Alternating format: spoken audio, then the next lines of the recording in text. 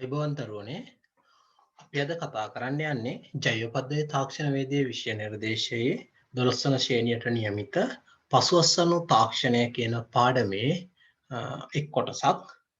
මේ පාඩමේදී අපි ප්‍රධානව කතා කරනවා කල්තබාගත හැකි අස්සනු වල පසුවස්සනු ක්‍රියාකාරකම්, කල්තබාගත නොහැකි අස්සනු වල පසුවස්සනු ක්‍රියාකාරකම් සහ මත්ස්‍ය අස්සනු වල පසුවස්සනු ක්‍රියාකාරකම් කියන ප්‍රධාන කොටස් තුන. ඒ කොටස් තුනේ එක් ප්‍රධාන කොටසක් තමයි කල්තබාගත නොහැකි අස්සනු සඳහා වන පසුවස්සනු ක්‍රියාකාරකම් කියන්නේ. අද අපි බලන්නේ මේ කල්තබාගත නොහැකි අස්සනු සඳහා පසුවස්සනු ක්‍රියාකාරකම් පාවිච්චි කරන්නේ කොහොමද? ඒ හරහා පසුවස්සනු හානිවීම අවම කරලා කල්තබාගත නොහැකි අස්සනු වල අපතේ අවම කරලා වැඩි කාලයක් වැඩි අස්වැන්නක් අතර කර ගැනීම සඳහා භාවිතා කරන්න පුළුවන් තාක්ෂණික ක්‍රමවේද මොනවද කියලා. හා ඒ අස්වනු හානි වෙන්න පුළුවන් අවස්ථා සහ ඒවා අවම කර ගැනීම සඳහා අපිට කරන්න පුළුවන් ක්‍රියාවලි මොනවද කියලා අධ්‍යයනය කරන එක තමයි අපි අද කරන්නේ. කල්තබාගත නොහැකි අස්වනු කියලා ගත්තයින් පස්සේ මේ කල්තබාගත නොහැකි අස්වනු වලට වැටෙන්නේ ප්‍රධාන වශයෙන් එළවලු පළතුරු කියන ප්‍රධාන ද්‍රව්‍ය දෙක. අපි ප්‍රධානව කතා කරන්නේ එළවලු පළතුරු පලා වර්ග. එළවලු පළතුරු පලා වර්ග තමයි මේ කල්තබාගත නොහැකි අස්වනු ගොඩට වෙන්නේ. ඉතින් මේ අස්වනු වල පසු අස්වනු ක්‍රියාකාරකම් කොහොමද සිදු කරන්නේ කියලා තමයි මේ කොටසේදී කතා කරන්නේ. කල්තබාගත නොහැකි අස්වනු කියන්නේ එළවලු පළතුරු පලා වර්ග. ඒ කියන තුනේ පසු අස්වනු ක්‍රියාකාරකම් කොහොමද සිදු වෙන්නේ කියලා තමයි අපි කතා කරන්න යන්නේ. එතනදී අපිට ප්‍රධානව වැදගත් වන දෙයක් තමයි මතක ඇති ඔයාලට කලිනුත් අපි කල්තබාගත හැකි අස්වනු ගැන කතා කරා. කල්තබාගත හැකි අස්වනු වල වුණත් කල්තබාගත නොහැකි අස්වනු වල වුණත් ප්‍රධානව අස්වැන්න සඳහා අස්වැන්න වල පසු අස්වනු හානිය සඳහා ප්‍රධානව බලපාන සාධකය තමයි මේ අස්වැන්න නෙලීම කියන එක. අපි අස්වැන්න නෙලන්ඩ ඕනෑම භෝගයක නියමිත පරිණත අවස්ථාව හරියටම හඳුරගන්න ඕනේ. කියනවා පරිණත දර්ශක උපයෝගී කරගෙන නියමිත පරිණතයට පත් වෙලා තියෙන අවස්ථාව, හොඳට මෝරලා තියෙන අවස්ථාව අපි තේරුම් ගන්න ඕනේ. ඒතර අස්වැන්න නෙලන්න සුදුසු අවස්ථාවේ අස්වැන්න නෙළුවොත් තමයි අපිට මේ ආහාරය පරිභෝජනය කරන පුද්ගලයාට පරිභෝග ආකර්ෂණය වැඩි වෙන විදිහටත් පරිභෝග රුචිකත්වය වැඩි වෙන විදිහටත් වැඩි කාලයක් තබා ගැනීමේ හැකියාව ලැබෙන්නේ. ඉතින් අස්වැන්න නෙළුවායෙන් පසුව සිදු කරන සැකසීම්, ශ්‍රේණිගත කිරීම, ගබඩා කිරීම, ප්‍රවාහනය කිරීම, අලෙවි කිරීම වගේ සියලුම කාර්යයන් වලදී ඒ කාර්යයන් වලට මූලිකවම වැදගත් වෙන ප්‍රධානම දර්ශකයක් තමයි නියමිත අවස්ථාවේ අස්වැන්න නෙලීම කියන්නේ. ඒක නිසා අපි කරන්න ඕන මූලිකවම වැඩේ තමයි මේ කල්තබාගත නොහැකි අස්වැන්න වල, ඒ කියන්නේ එළවලු පළතුරු ඕනෑම දෙයක කල්තබාගත හැකි අස්වැන්න වල වුණත් නොහැකි අස්වැන්න වල වුණත් මූලිකවම වැඩේ තමයි නියමිත පරිණත අවස්ථාව හඳුනා ගැනීම කියන එක. ඉතින් සාමාන්‍ය අපි කතා කරන්නේ දැන් මෙතන කල්තබාගත නොහැකි අස්වැන්න සම්බන්ධයෙන්. කියන්නේ එළවලු පළතුරු සම්බන්ධ. මේ එළවලු පළතුරු පොදුවේ ගත්තයින් පස්සේ එළවලු පළතුරු වල සාමාන්‍යයෙන් අපිට අඳින්න පුළුවන් යම් භෝගයක භෝග වර්ධන කාල ප්‍රස්ථාරය නැත්නම් භෝග වර්ධන කාල වක්‍රය කියන මේ පල්ලෙහා වලට පේන වක්‍රය ඇඳ ගැනීම සිදු කරන්න පුළුවන් කල්තබාගත නොහැකි අස්වැන්න පළතුරු එළවලු වලට ගත්තා.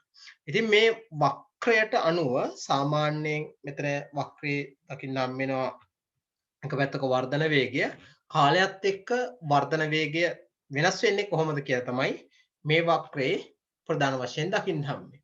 මේ භෝග කාල වර්ධන වක්‍රය කියන එක අධ්‍යයනය කිරීම වැදගත් වෙනවා નિયમિત පරිණත අවස්ථාවට එක් භෝගවල පත් වෙන අවස්ථා හඳුනා ගැනීම සිදු කරන්න. මේ පරිණතියට පත් වෙන අවස්ථාව කියන එක අපි නිවැරදිව දැනගන්න ඕනේ. සමහර අවස්ථාවල් අපි සාමාන්‍යයෙන් මෝරන්න කලින් අසන්න නෙලන්න ඕනේ. ඒතකොට ලපටි කාලේ තමයි අපිට ඒක ආහාරයට ගන්න පුළුවන්. මෝරනකොට ඒකේ තියෙන කෙඳි ගතිය වගේ ගති වැඩි වීම නිසා අපිට ප්‍රයෝජනයට ගන්න බැරි වෙනවා.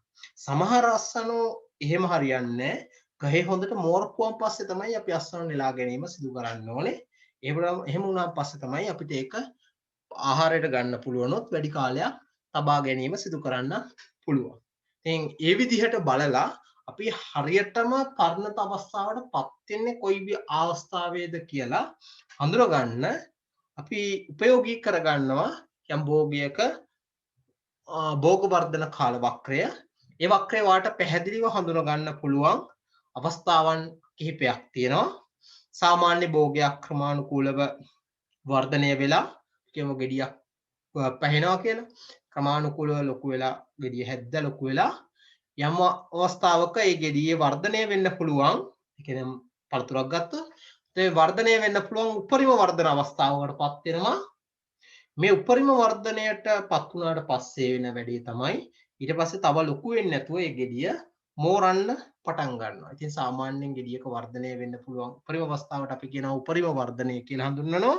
මේ උපරිමයේ වර්ධනයෙන් පස්සේ වෙන ප්‍රධානම දේ තමයි තවදුරටත් වර්ධනය නොවි ඒක මේරීමට පටන් ගන්නවා. ඉතින් මේ මේරීම සිදු කරන ක්‍රියාවලියේදී සාමාන්‍යයෙන් වෙන වැඩේ තමයි ඔක වියකීම ඒකේ වර්ධන ශීඝ්‍රතාවයේ ක්‍රමානුකූලව කෙමෙන් අඩු වෙනවා. ඒ කියන්නේ ඉදෙන්න පටන් ගන්නවා. එහෙම වෙලා අර ඉදීම ආරම්භ වන අවස්ථාවට උපරිම මේරීම සිදුවන අවස්ථාවටපත් වෙනවා. මේ මේරීමට පත්වන අවස්ථාව අපි කියනවා කායික විද්‍යාත්මක පරිණතිය කියලා. උපරිම වර්ධනය වන අවස්ථාවට කියනවා උපරිම වර්ධනය කියලා. වර්ධනයෙන් පස්සේ මෝරන්න පටන් ගන්නවා. මේ මේරීම පත්වල තියෙන අවස්ථාවට කියනවා කායික විද්‍යාත්මක පරිණතිය කියලා. ඒ විදිහට මෝරපු අස්වැන්න අපි අසවන නෙලන්නේ නැතුව තිබ්බොත් එහෙම මෝරපු ගෙඩියක් උනත් අපි යම් අඹ ගෙඩියක් කියවකෝ. අඹ ගෙඩිය උඩරින් වර්ධනයට වෙනවා. ඊට පස්සේ පැහෙන්න පටන් ගන්නවා.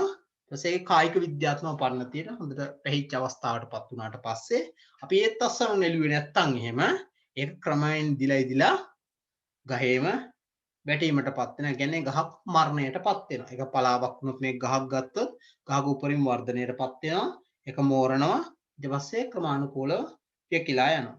මෙහිලා යනවා. ඒත් මේක අපි වර්ධන ශීඝ්‍රතාවයේ කාලය එක්ක අඳින භෝග කාල වර්ධන වක්‍රය.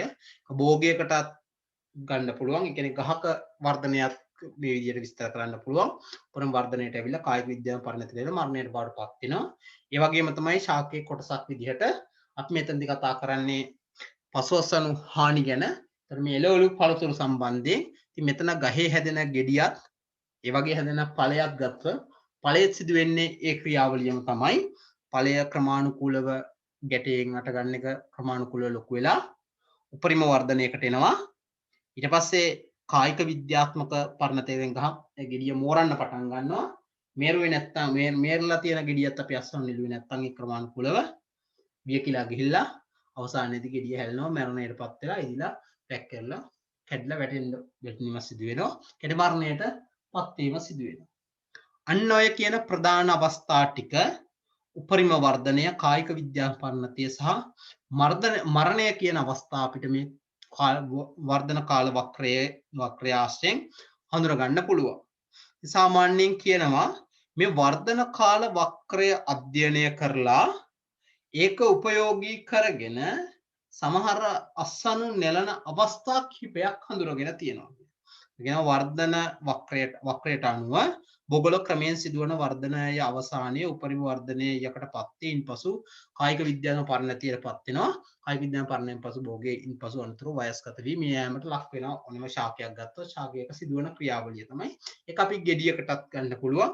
ගෙඩියත් ඔය කරන ක්‍රියාවලියම තමයි සිදු වෙන්නේ. ක්‍රමානුකූලව ලොකු වෙලා උපරිම වර්ධනයකට ඇවිල්ලා ඒක මේරීමකට ලක් වෙලා කායික විද්‍යාත්මක පරිණතයටපත් වෙලා අවසානයේදී ඒක දීමකට ලක් වෙලා අවසර ප්‍රොජෙක්ට් ගත්තේ නැත්නම් මරණයටපත් වෙනවා. ගෙඩිය ඉදලා වැටෙන එක තමයි.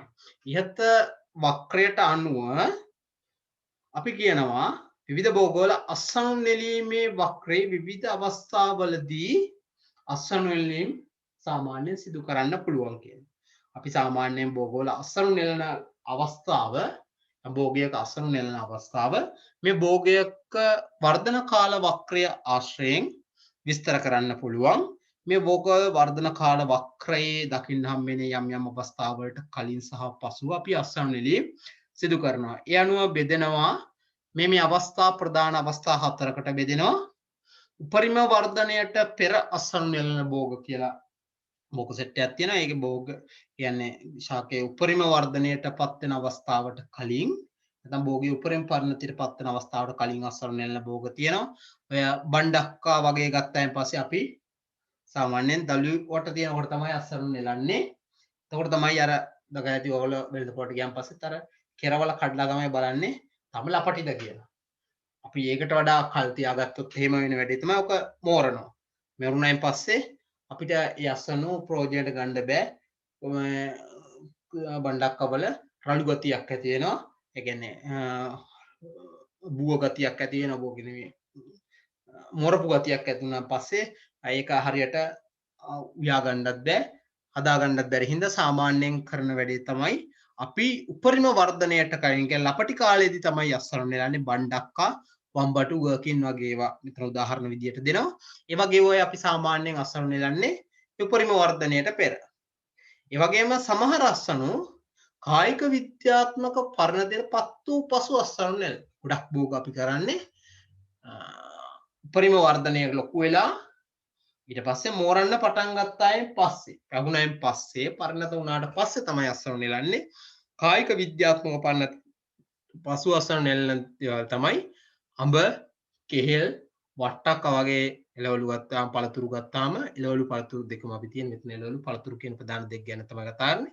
අඹ කෙසෙල් වගේ ඒවා ගත්තාම අපි ගහේ උපරිම වර්ධනයට ඇවිල්ලා ඊට පස්සේ ඒක මෝරණකම් ඉන්නවා. ඊට පස්සේ දෙන්න ලඟ වෙනකොට තමයි අසනු නෙලන්නේ.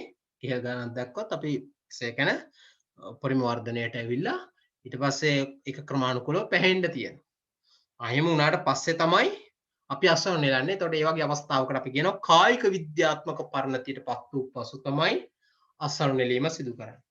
ඒ වගේම ඉදීමේ ක්‍රියාවලිය අනුව ප්‍රධාන දෙකකට බෙදෙනවා. ඉදීම ආරම්භ වූ පසු අසනු නෙලන භෝගයි.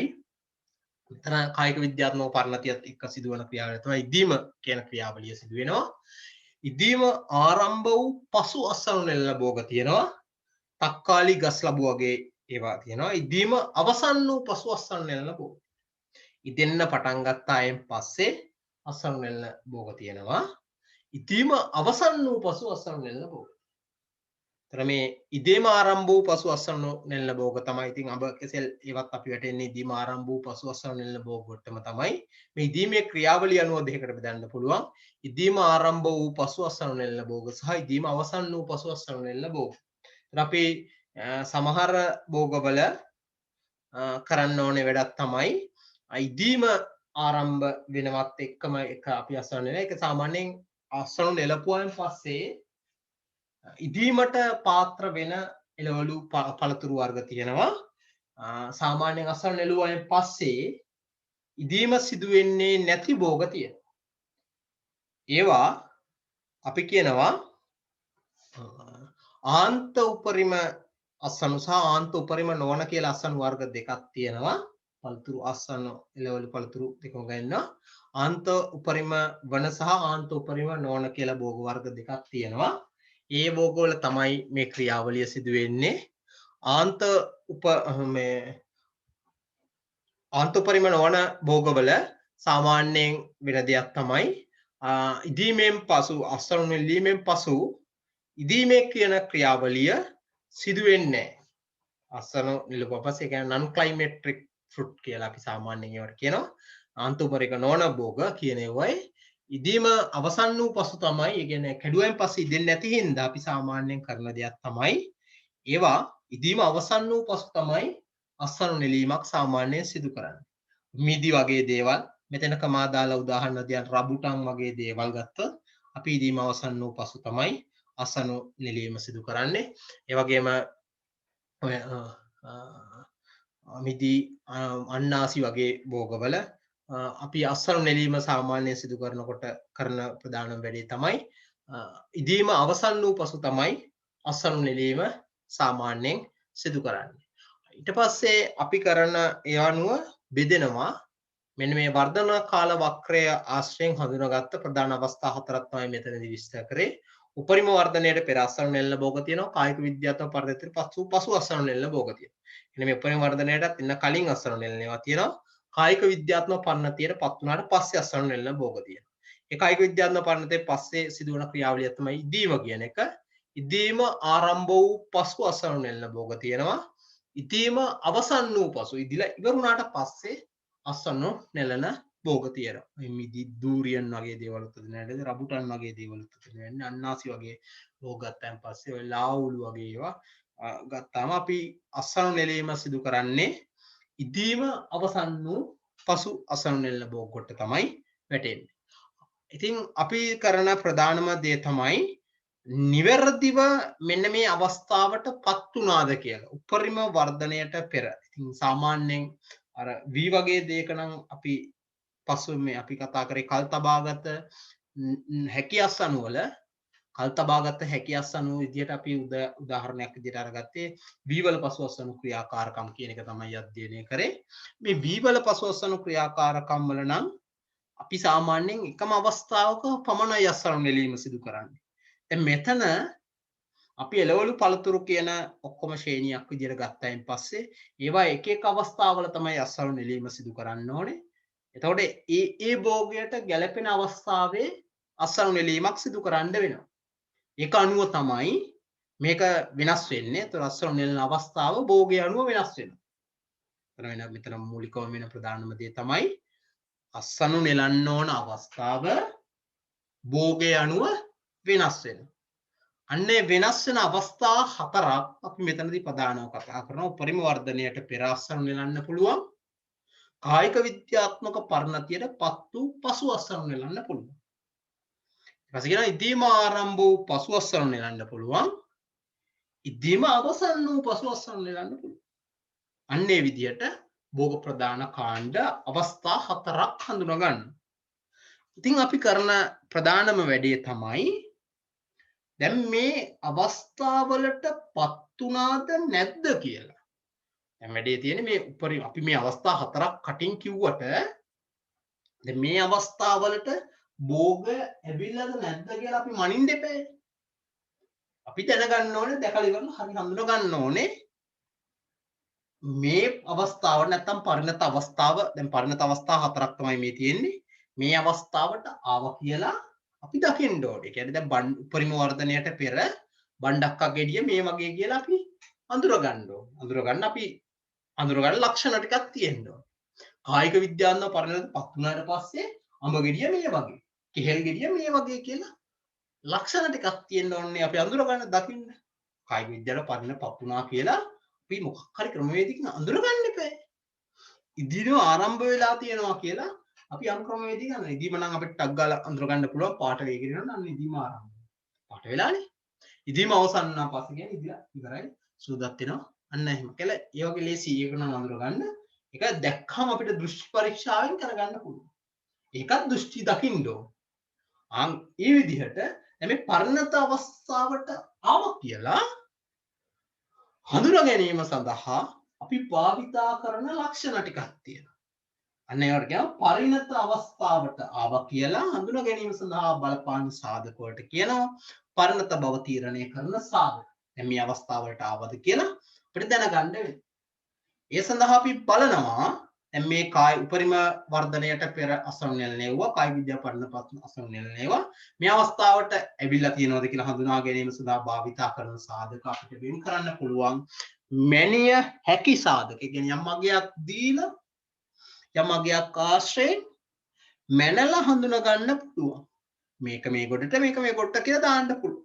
මේක ඉදියා මේක නෑ කියලා මැනිය හැකි සාධක වලින් ප්‍රයෝගී කරගන්න.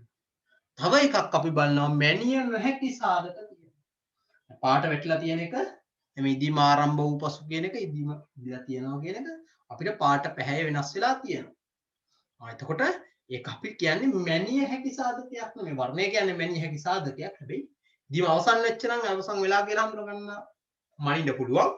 අපිට පාට වෙලා තියෙනකොට අපිට ඒකේ දෘෂ්ටි පරිශාවෙන් දැක්ක ගමන් හඳුන ගන්න. දැක්ක ගමන් අඳුර ගන්නවා වර්ණය වෙනස් වීම කියන එක. වර්ණය වෙනස් වීම කියන එක අපි කියන්නේ මැනිය නොහැකි සාධකයක්.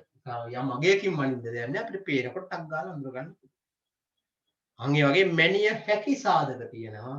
මැනිය නොහැකි සාධක තියෙනවා. නාලියට පෙර ගෙඩියක් අල්ලපුවම පස්සේ සාමාන්‍යයෙන් දෙයක් තමයි පැහිගෙන එනකොට සාමාන්‍ය අල්ලමින් පොඩ හොල්ලපුවම ඇතුලේ ඇටේ එළවිලා වෙනම හෙලවෙනවා. හෙලවෙන සද්ද ඇහෙනවා. ඒතකොට එළවෙන සද්ද ඇහිලා පස්සේ මන්න එක අපි ඒක මැම්දියම් මැනලා මේක අධ්‍යයනය කරලා තියෙන්නේ. නමින් නැතුව අපිට මේ බාහිරින් බලලා අධ්‍යයනය කරන්න පුළුවන්. ඒ වගේම මැනිය නොහැකි සාධක කොට තමයි එන්නේ. ඔයාලා දැකලා ඇති සමහර වෙලාවට ඔය අඹ ගෙඩියක් පැහිලාද කියලා අපි අඳුර ගන්න නිවස දා බලන්නේ මැනිය සැයි සාධක නෙමෙයි. අපි දන්නවා සාමාන්‍ය අපි මොන හරි රසායනික හා භෞතික ක්‍රමවේදයකින් මැනලා නෙමෙයිනේ අපි අඹ කෙහෙල් කනක් කපන්න යන්නේ. වත් එක කෙහෙල් කනක් තියෙනවා ගොඩක් කට්ටිය ගාලා තියෙනවා. ඒ වගේ අන්න ගෙඩියක් ලාවට පැහිගෙන ඉන්න නැත්නම් සාමාන්‍යයෙන් කියනවා අර කෙහෙල් ගෙඩි වල අර දාර තියෙනවා. කොහෙල් අපිට කියන්න දැක්කොත් ඔයාලා බලා ගන්නවා කෙහෙල් ගෙඩිය වටේට දාර වටේ තියෙනවා. මේ දාර මැකෙන්න ඕන.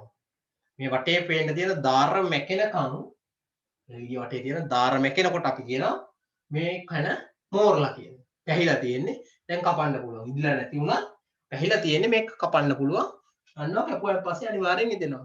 ඒවා අපි කියනවා මැනිය නොහැකි සාධක කියලා. අකයක් දෙන්නේ නැහැ.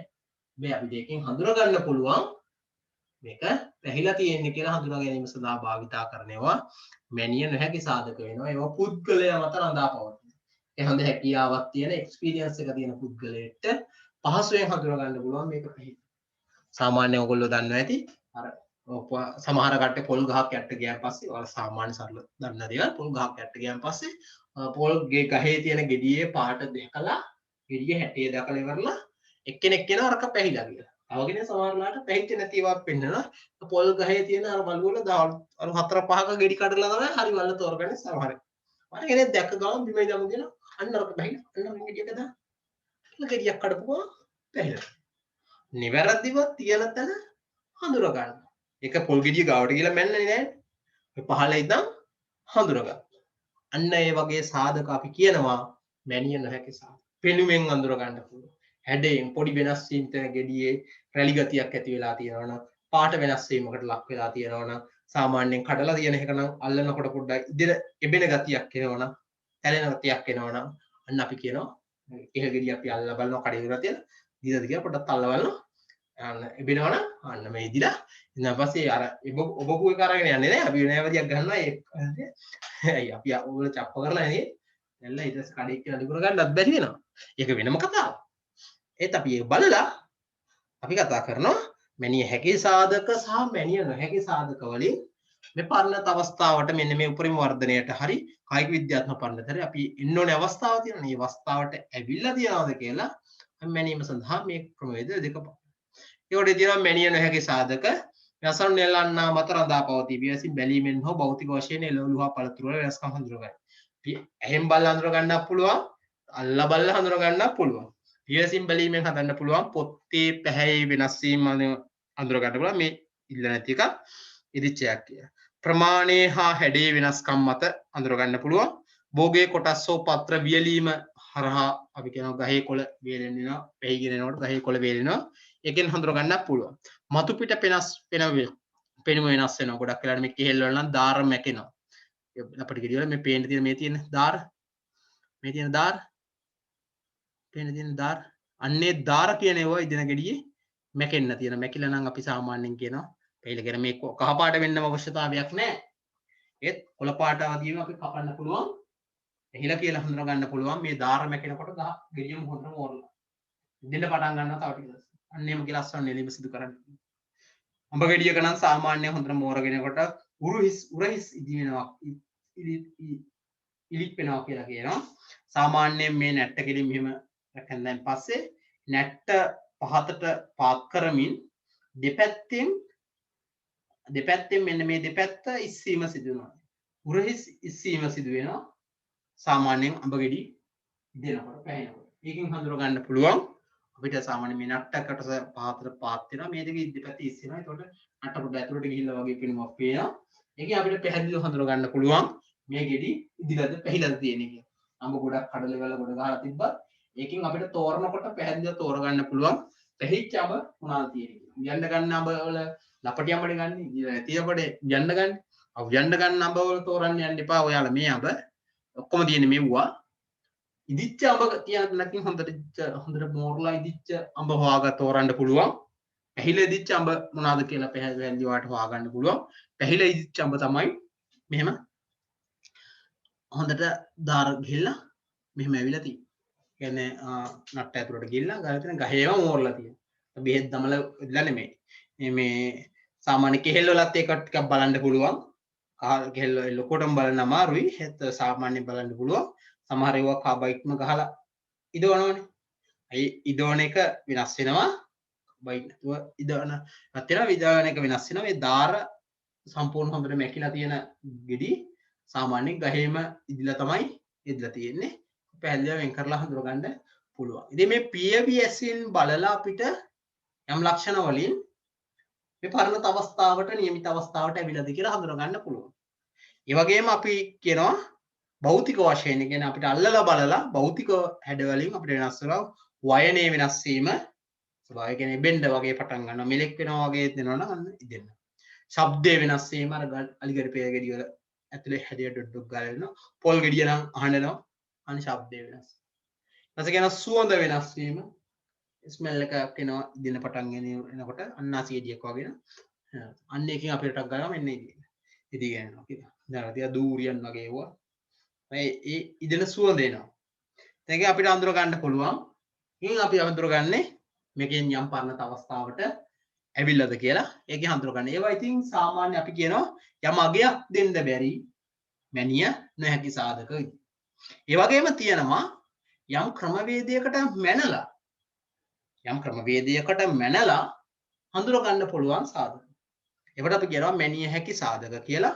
අපි ඒක කියනවා භෞතික වශයෙන් මයින්ඩ් පුළුවන් සාධක තියෙනවා. රසායනිකව මැනලා හඳුන ගන්න පුළුවන් සාධක තියෙනවා. භෞතික සාධක රසායනික සාධක කියලා ප්‍රධාන මැනුම කරන්න පුළුවන් සාධක වර්ග දෙකක් හඳුන ගන්නවා. ඒ ගොඩේ අපි කතා කරන දෙයක් තමයි විශිෂ්ට ගුරුත්වය කියන එක වෙනස් වෙනවා ඕනම ගෙඩියක ඉදීමට ලක් වෙන ඒවට. සාමාන්‍යයෙන් අපි කරන වැඩේ තමයි පරිණත අඹ ගෙඩිය ඉදෙනකොට සාමාන්‍යයෙන් ඉදෙන අඹ ගෙඩිය නම් වතුරේ යට යනවා ලපටි අඹ වතුරේ පාවෙනවා. අපිට කරන්න පුළුවන් පරණත අඹ ජලයේ ගිලන අතර අපරණත අඹ ජලයේ පාවේ කියලා තියෙනවා. අපිට අඹ ටික අරගෙන වතුරට දාලා ගොඩක් ප්‍රමාණයක් තියෙනවා ටිකක් පොත්ලා ගන්න ඕනේ කිරියෙම යන්න. එතකොට අපි සාමාන්‍ය වතුර දාපුවම පස්සේ උඩ පාවෙනවනේ. ඒ වෙලාව අපිට අඹ තමයි වතුරේ යට තියෙන්නේ උඩ පාවෙන්නේ. යට යනවා නම් ඉදිච්ච අඹ තමයි සාමාන්‍ය ගිලීම සිදු වෙන්නේ. ඒකෙනොත් හඳුනා ගන්න පුළුවන් ගිලීම හගෙන ඉතර ගිලෙන ප්‍රමාණ මත අපිට ගන්න පුළුවන් මේක පැහිලාද නැද්ද කියලා හඳුනා ගැනීම සිදු කරන්න පුළුවන්. ඒ වගේම බර මැනීම, දිග මැනීම, අවශ්‍ය දිග ප්‍රමාණ තියනවාද කියලා බලන සාමාන්‍යයෙන් මේ පරණත අවස්ථාවට ගොඩක් වෙලාවට මේ කරන දේ තමයි ඔය අපනයනය කෙසෙල් වර්ගවල ගත්තායින් පස්සේ ඒගොල්ලෝගේ අපනයනය කරන ප්‍රමාණ තියෙනවා පරණත ප්‍රමාණයක් දෙන්න. සාමාන්‍යයෙන් කියනවා එක එක ප්‍රමාණ තියෙන අර ගහේම අපි පුළුවන් තරම් මෝරන්න සලස්සලා යවන්නේ නැහැ. දැන් පොරපොම් පස්සේ ඊට පස්සේ අසරණ නෙල්ල ගොඩක් කාලයක් තියන්න බැරි වෙනවනේ. සාමාන්‍යයෙන් දැන් කෙසෙල් වගේ එකක් ගත්තොත් එහෙම අපි වෙන රටකට අපනයනය කරන්න අසරණ නෙල්ලනකොට එක අවස්ථාවක තමයි අසරණ නෙලන්න ඕනේ. ඊට පස්සේ මේ සාමාන්‍ය ලංකාවේ දේශීය පරිභෝජනය කරන්න නම් ඊට වඩා වැඩි කාලයක් ගහේ තිබ්බට ප්‍රශ්නයක් නැහැ. ඒ මොකද දැන් අසරණ නෙලලා වැඩි කාලයක් එළිය තියන්න වෙනවා. අපි විදේශ රටකට අපනයනය කරනවා. ඒ රටේ ගිහිල්ලා වෙන පොලේ යම් කාල සීමාවක් තියෙනවා. එතකොට ඒ කාල සීමාවල් ගැන කොහොම හිතලා තමයි අපි අසරණ නෙලීමක් සිදු කරන්නේ. ඒක නිසා හැමතිස්සෙම අසරණ නෙලනකොට සහ ඒ රටවල් වලින් තව රටකින් ආනයනය කරනකොට ඒ රටවල් වලින් පවා නිර්දේශ දෙනවා මෙච්චර දිගක් නැත්නම් අපි සාමාන්‍යයෙන් අසරුම් කිරීම සඳහා තියෙන ඉඩකඩ අසරුම් වල බහලුම් වල ප්‍රමාණ මත ගෙඩියක දැන් උදාහරණයක් විදිහට තියෙන කෙහෙල් ගෙඩිය ගත්තා කෙහෙල් ගෙඩිය දිග කෙහෙල් ගෙඩිය මහත ප්‍රමාණ දෙනවා මේ මෙච්චර ප්‍රමාණයේ තියෙන කෙසෙල් තමයි අපිට යවන්න ඕනේ. ඒතර සාමාන්‍යයෙන් කරන වැඩේ තමයි අර වගා කරන කට්ටිය අසරණ නෙලනකොට සම්පූර්ණ කැන් පිටින් ඔහේ කපාගෙන යන්නේ නැහැ. ඒගොල්ලෝ කරන වැඩේ තමයි කැනෙන් කැනට ගිහිල්ලා මනිනවා. සාමාන්‍යයෙන් ඩෝප් කරයිටි තමයි වගා කරන්නේ. ඉතින් අපනයනය කරන්න කෙසෙල් වගා කරන කට්ටිය ඩෝප් කරයිටි කියන්නේ මේ කොට ප්‍රභේද. ඩෝප් කියන්නේ කුරු ප්‍රභේද කියන එක. කුරු කෙහෙල් වර්ග තමයි හදන්නේ. ඔය දැකලා තියෙන සමහරලාට මහ පරිමාණය වගා කරලා තියෙන කට්ටිය. ඔය කැවෙන්ඩිෂ් කියන කෙසෙල් වර්ගයක් තියෙනවා. ඒවා තමයි ගොඩක් වෙලාවට අපනයනය කිරීම සඳහා වගා කරන්නේ. මේ අපේ තියෙන සීනි කෙහෙල් ලැබුල් කෙහෙල් රට යවන්නේ නැහැ. සුද්ධ කරන්නේ නැහැ සීනි කෙහෙල් ලැබුල් කෙහෙල්. ඔය කෝලි කුට්ටු ඇටි කෙහෙල් කාඩු ගුඩු වගේ ඉන්නේ අපේ උන් වගේ. ඒගොල්ලෝ සාමාන්‍යයෙන් ගන්න ටිකක් පොෂ් ಜಾති. අර කැවෙන්ඩිෂ් කියලා කියන්නේ අර වැක්කිරන අර නැව් කෙහෙල් කියලා කියන්නේ. අර ඉදිනකොට ගෙඩි ගලවගෙන මෙට වැක්කිරෙන්නේ. අයව ඉදිනකන් තියෙන ඒවල අපනයනය කරන්න කොහොමවත් බෑ. ඉතින් ඒ වගේ කෙහෙල් තමයි සාමාන්‍යයෙන් ගන්න. ඔය ලංකාවේ හදලා වගා කරලා ලංකාවේ ඩෝල් ලංකා වගේ කම්පැනි තියෙනවා. ඒවා හර වගා කරලා අපනයනය කරන එක තමයි ප්‍රධාන වශයෙන් සිදුවන්නේ. CAC වලින් යවනවා. එහෙමම ආයතන වලින් අපනයනය කරනවා. ඉතින් ඒවා අපනයනය කරනකොට ඒගොල්ලෝ කරන වැඩේ තමයි ඩෝෆරයිට් තමයි ප්‍රධානව වැඩිපුර වගා කරන්නේ. ඩෝෆරයිට් කියන්නේ කුරු ප්‍රභේද. කුරු ගහ ලොකොට උස යන්නේ නැහැ. සාමාන්‍ය උසකට විතරයි උස යන්නේ. අඩි 10ක් 7ක් කොම 7ක් ඔය වගේ ප්‍රමාණයක අපේ උසට සාමාන්‍ය බුද්ධිල උසට වගේ චුට්ට කුට්ට වගේ තමයි ගහ යන්නේ. ඒ වට්ටමේ ඉඳන් බිමට ආසන්න ප්‍රමාණය කරන කැන ලොකොට හැදෙනවා. ඉතින් ඒ වගේ එක සාමාන්‍යයෙන් කරන්නේ ඊට පස්සේ කැන වැදුනාන් පස්සේ අපි ওই කැන් වල හැම එකේම අවශ්‍ය ගෙඩි මැනීමට ලක් කරනවා. මෙහෙම ගෙඩි මැනලා ඉවර වෙලා ඒ નિયમિત ප්‍රමාණයට දැන් මේ මෙතන පේන්නේ මේ වර්නියර් කැලිපරයක් අරගෙන මේ නියමිත පරිප්‍රමාණය තියනවාද කියලා මනිනවා. මේ විදිහට බලලා નિયમિત ප්‍රමාණයට එන નિયમિત ප්‍රමාණයට වර්ධනය වෙන ඇවරිය විතරක් කපා ගන්න. ඒ දිග ඒ පළ දෙන ඇවරිය විතරක් කපනවා හැම ඔකනේ. එතකොට අපි මේ මට්ටමට ආවම පස්සේ කැලම කැපුවම පල්ලේ ඇවරි නිකන් අපත යනවා. අයි විදියට තියෙන ඇවරිය විතරක් කපනවා. එතකොට වෙන ප්‍රධානම දේ තමයි ඊළඟ ඇවරි ගහේම තියෙනකොට සාමාන්‍යයෙන් ඔය කෙහෙල් කැනේ ගෙඩි හැදෙන්නේ සාමාන්‍යයෙන් උඩ ඉඳන් පල්ලෙහානේ මොරගෙන එන්නේ. කියන්නේ මල් පිපෙන්නේ උඩ ඉඳන් පල්ලට මල් දිග ඇරෙන්නෙත් එහෙමමයි. උඩ ඉඳන් පහළට දිග ඇරගෙන එන්නේ අර කෙහෙල් මුව දැකලා තියෙනවනේ. කෙහෙල් මල යනවා. පෙත්ත අර කෙහෙල් මුව තියෙන්නේ. මේ පොත්ත ඇරලා මල විවෘත වෙනවා. ඒකට ඒවා තමයි පරාගණය වෙවි යන්නේ. මුලින් අදපු ගෙඩි වලට පස්සේ තමයි ඒවා පරිණත වීම සිදු වෙන්නේ. කෙහෙල් කනක් ඉදෙන්න ගත්තාම උඩ ඉඳන් පල්ලෙහාට තමයි ඉදෙන්නේ. පහළ ඉදලා උඩ ඉදෙන්නේ නැහැ. උඩ ඉඳන් පහළ ඉදෙන්නේ. ඒ නිසා උඩ ඇවරිය නියමිත පරිණත අවස්ථාවට ගිහිල්ලා කපපුවාන් පස්සේ ඊළඟ ඇවරි වලට හැදෙන්නත් ඉඩ කඩ හැදෙනවා. කොට ඒ ගෙඩි ලොකුත් වෙනවා. ඒවා නියමිත පරිණත අවස්ථාවට ආවම ඒ ඇවරි කපා ගන්නත් කියනවා. අන්න ඔය විදිහට තමයි අස්වනු නෙලීම සිදු කරන්නේ. එතකොට අපතේ යන ප්‍රමාණය අවම වෙනවා. ප්‍රණයනය කරනකොට අපතේ යන ප්‍රමාණය විශාල වශයෙන් අවම කර ගැනීමේ හැකියාව ලැබෙනවා මේ විදිහේ ඇවරි කපල යවනවා. එතකොට ඒ ඇවරි කපලා ඒ විදිහට අපතේ යන ප්‍රමාණය දැන් මේ අපි කරන්නේ පසුවස්සනු තාක්ෂණයේ අස්වනු නෙලීමේ ඉඳලා අස්වනු වලට හානි වෙන්නේ නැති වෙන විදිහ අස්වනු නෙලන්නේ කොහොමද? අන් එකදී අපි කරන වැඩේ තමයි નિયમિત බර, નિયમિત දිග, નિયમિત ප්‍රමාණ මැනලා ඒ ප්‍රමාණය තියනවාද කියලා හඳුනගෙන අන්න යනවා. ඒක අනුව අස්වනු නෙලීම සිදු කරනවා. එතකොට අපතේ යන ප්‍රමාණ පසුවස්සනු හානි අවම කරගන්න. පසුවස්සනු හානි අපිට කරන්න බැරි වෙනවා. නැත්තම් සාමාන්‍ය අර අපනයනය කරනවා අපනයන වෙනකොට සුසු මට්ටමේ නැත්තම් ඒවා අපිට ඉවත් කරන්න ඕනේ. ඒවා පසුවස්සනු හානි වලට ලක් වෙනවා. විශාල වශයෙන් හැදුනන් පස්සේ ඇවරි කපල ඉවරලා අර ඇවරි ටික විතරක් පොයිදලා ඇවරි ඉතුරු වෙන්නේ. මේ ඇවරි ගොඩක් වෙලාවට එක්ක ඇතුලේ වැඩ කරන කට්ටිය කරා නැත්නම් කඩවල වල සාමාන්‍ය කෙහෙල් ඇවරි පුරන්නේ නැහැ. මහා පරිමාණයෙන් කෙහෙල් ඇවරි කඩවල වලට දාන්නේ නැහැ. කෙහෙල් කැම්පිටින් තමයි දාන්නේ. එතකොට ඇවරි හැදුනන් පස්සේ ඒවා වෙළඳ පොළට දාන්න තපහසුතාවය තියෙනවා. ඒ හරහා අපතේ යන ප්‍රමාණය වැඩි වෙන්න පුළුවන්. අන්න ඒක අවම කරගන්න හොඳ විසඳුමක් තමයි මේ විදිහට බර ප්‍රමාණ මැනලා අපිට පුළුවන් මේ වගේ ප්‍රමාණ මැනලා අපිට පුළුවන් අන්න નિયમિત පරිණත අවස්ථාවට එවිලාද කියලා හඳුනගෙන අසර් සිදු කරනවා. ඒ වගේ මනින්න පුළුවන් තව එකක් තමයි පොත්තේ පැහැය මනින්න පුළුවන් මේ අවස්ථාව පැහැය මැනීම සිදු කරලා වර්ණ පරිමාණයක් උපයෝගී කරගෙන අපිට පුළුවන් පොත්තේ පැහැය මැන ගැනීම සිදු කරන්න. ඒක හරහා අපිට පොත්තේ පැහැය නිවැරදි ප්‍රමාණයට තියනවාද කියලා හඳුන ගන්න පුළුවන්. ඒ වගේම අපි කරන දේ තමයි මෘදු හෝ දැඩි බව මැනීම. මේ සඳහා පාවිච්චි කරන උපකරණය තමයි මේ තියෙන්නේ දෘಢතා මානය කියන්නේ පොත්ත ඉවත් කරලා සහ පොත්ත සහිතව අපිට මනින්නත් පුළුවන්. දෘಢතාවය කොච්චර ප්‍රමාණයකින් සාමාන්‍යයෙන් එක බෝග වලට දෘಢතාවයන් තියෙනවා. ඒ අගය පරාසෙත් තියනවාද කියලා හඳුනගන්න. සාමාන්‍යයෙන් ඇපල් වගේ දේවල් අපනයනය කරනකොට ඒ වගේ ඔය අඹ ඇපල් ඔය වගේ ඒවා යනකොට ඔය දෘಢතාවය වගේ ඒවා මනින්න. මෙන්නලා මේ බෝගේ මේ අපල් ගෙඩිය දෘඩතාවය මෙච්චරයි කියලා ලොට් එකක් කරනවා ලොට් එකේ තියෙන අපල් වල දෘඩතාවයේ අගය මෙච්චරයි කියලා එවනවා. දැන් දෘඩතාවය අගයක් විදිහට ගන්න. ඒ කියන්නේ ඉදිච්ච ප්‍රමාණය කොච්චර ඝනකමක් තියනවද කියලා හඳුනගන්න එක තමයි දෘඩතාවය. ඝනකම කොච්චර හයියට තියෙන සාමාන්‍ය මෙලෙක් වෙනවනේ. වයනය වෙනස් වෙනවනේ. අපි කියවනේ බලන සාධකයක් තමයි මේ වයනය කියලා කියන. වයනය වෙනස් වීම භෞතික සාධක. එහෙනම් අපි ඔබලා බලලානේ කරන්නේ.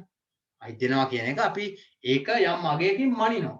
මේ වෙන ප්‍රමාණය යම් අගයකින් මැනලා අපි කරන්නේ ගොඩක් වෙලාවට තොතර බෙදෙන්න කලින් ටිකල්නේ අපනයනේ ගන්න. බෙදෙන්නට කලින් අපේ ආසන කරන. ඒතර මේකේ දෘඩතාවයේ අගයක් විදියට මේ විදියට වැඩි කාලයක් තියාගන්න පුළුවන්.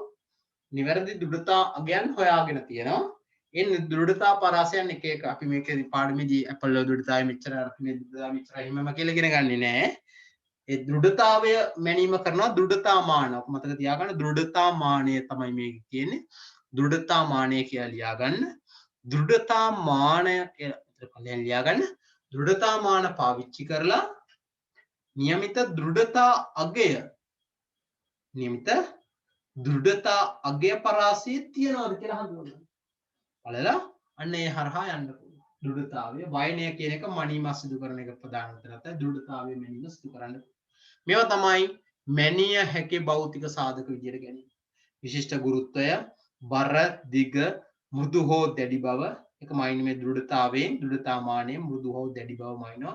දෘඩතාමානය තමයි දෘඩතා අගය තියෙන්න ඕන පානේ මෘදු බව හෝ දැඩි බව තියෙන්න ඕනේ. යම් අගයක් දෙනවා එක එක භෝගවල මේ ප්‍රමාණය තියෙන එක තමයි හොඳ අපනයනය කරන්න සහ ආහාරයට ගන්නවා නම් يعني ඉදිලා මට්ටමක් තියනවා නම් අපනයනය කරන්න අස්සන් නිලන්න හොඳ මට්ටමක් විදියට යම් දෘඩතාවයක් කියන මේ අගයට පත් වෙනකොට අපි අස්සන් නිලීම හොඳයි කියලා කියනවා එක එක භෝගවලට. ඒ වගේම අපි බලන අනික දෙතා පොත්තේ පැහැය කියන එක මැනීම සිදු කරන්න පුළුවන්. පැය මැනලා ඉවර වෙලා එකෙන් අපිට හඳුනා ගැනීම සිදු කරන්න පුළුවන් මේ භෞතික සාධක කොටි. ඒ වගේම අපිට තව මනින්න පුළුවන් සාධක මම කිව්වා මැනිය හැකි සාධක භෞතික සාධකයි රසායනික සාධකයි කියලා ප්‍රධානම දෙකකට බෙදන්න පුළුවන්. මැනිය හැකි සාධක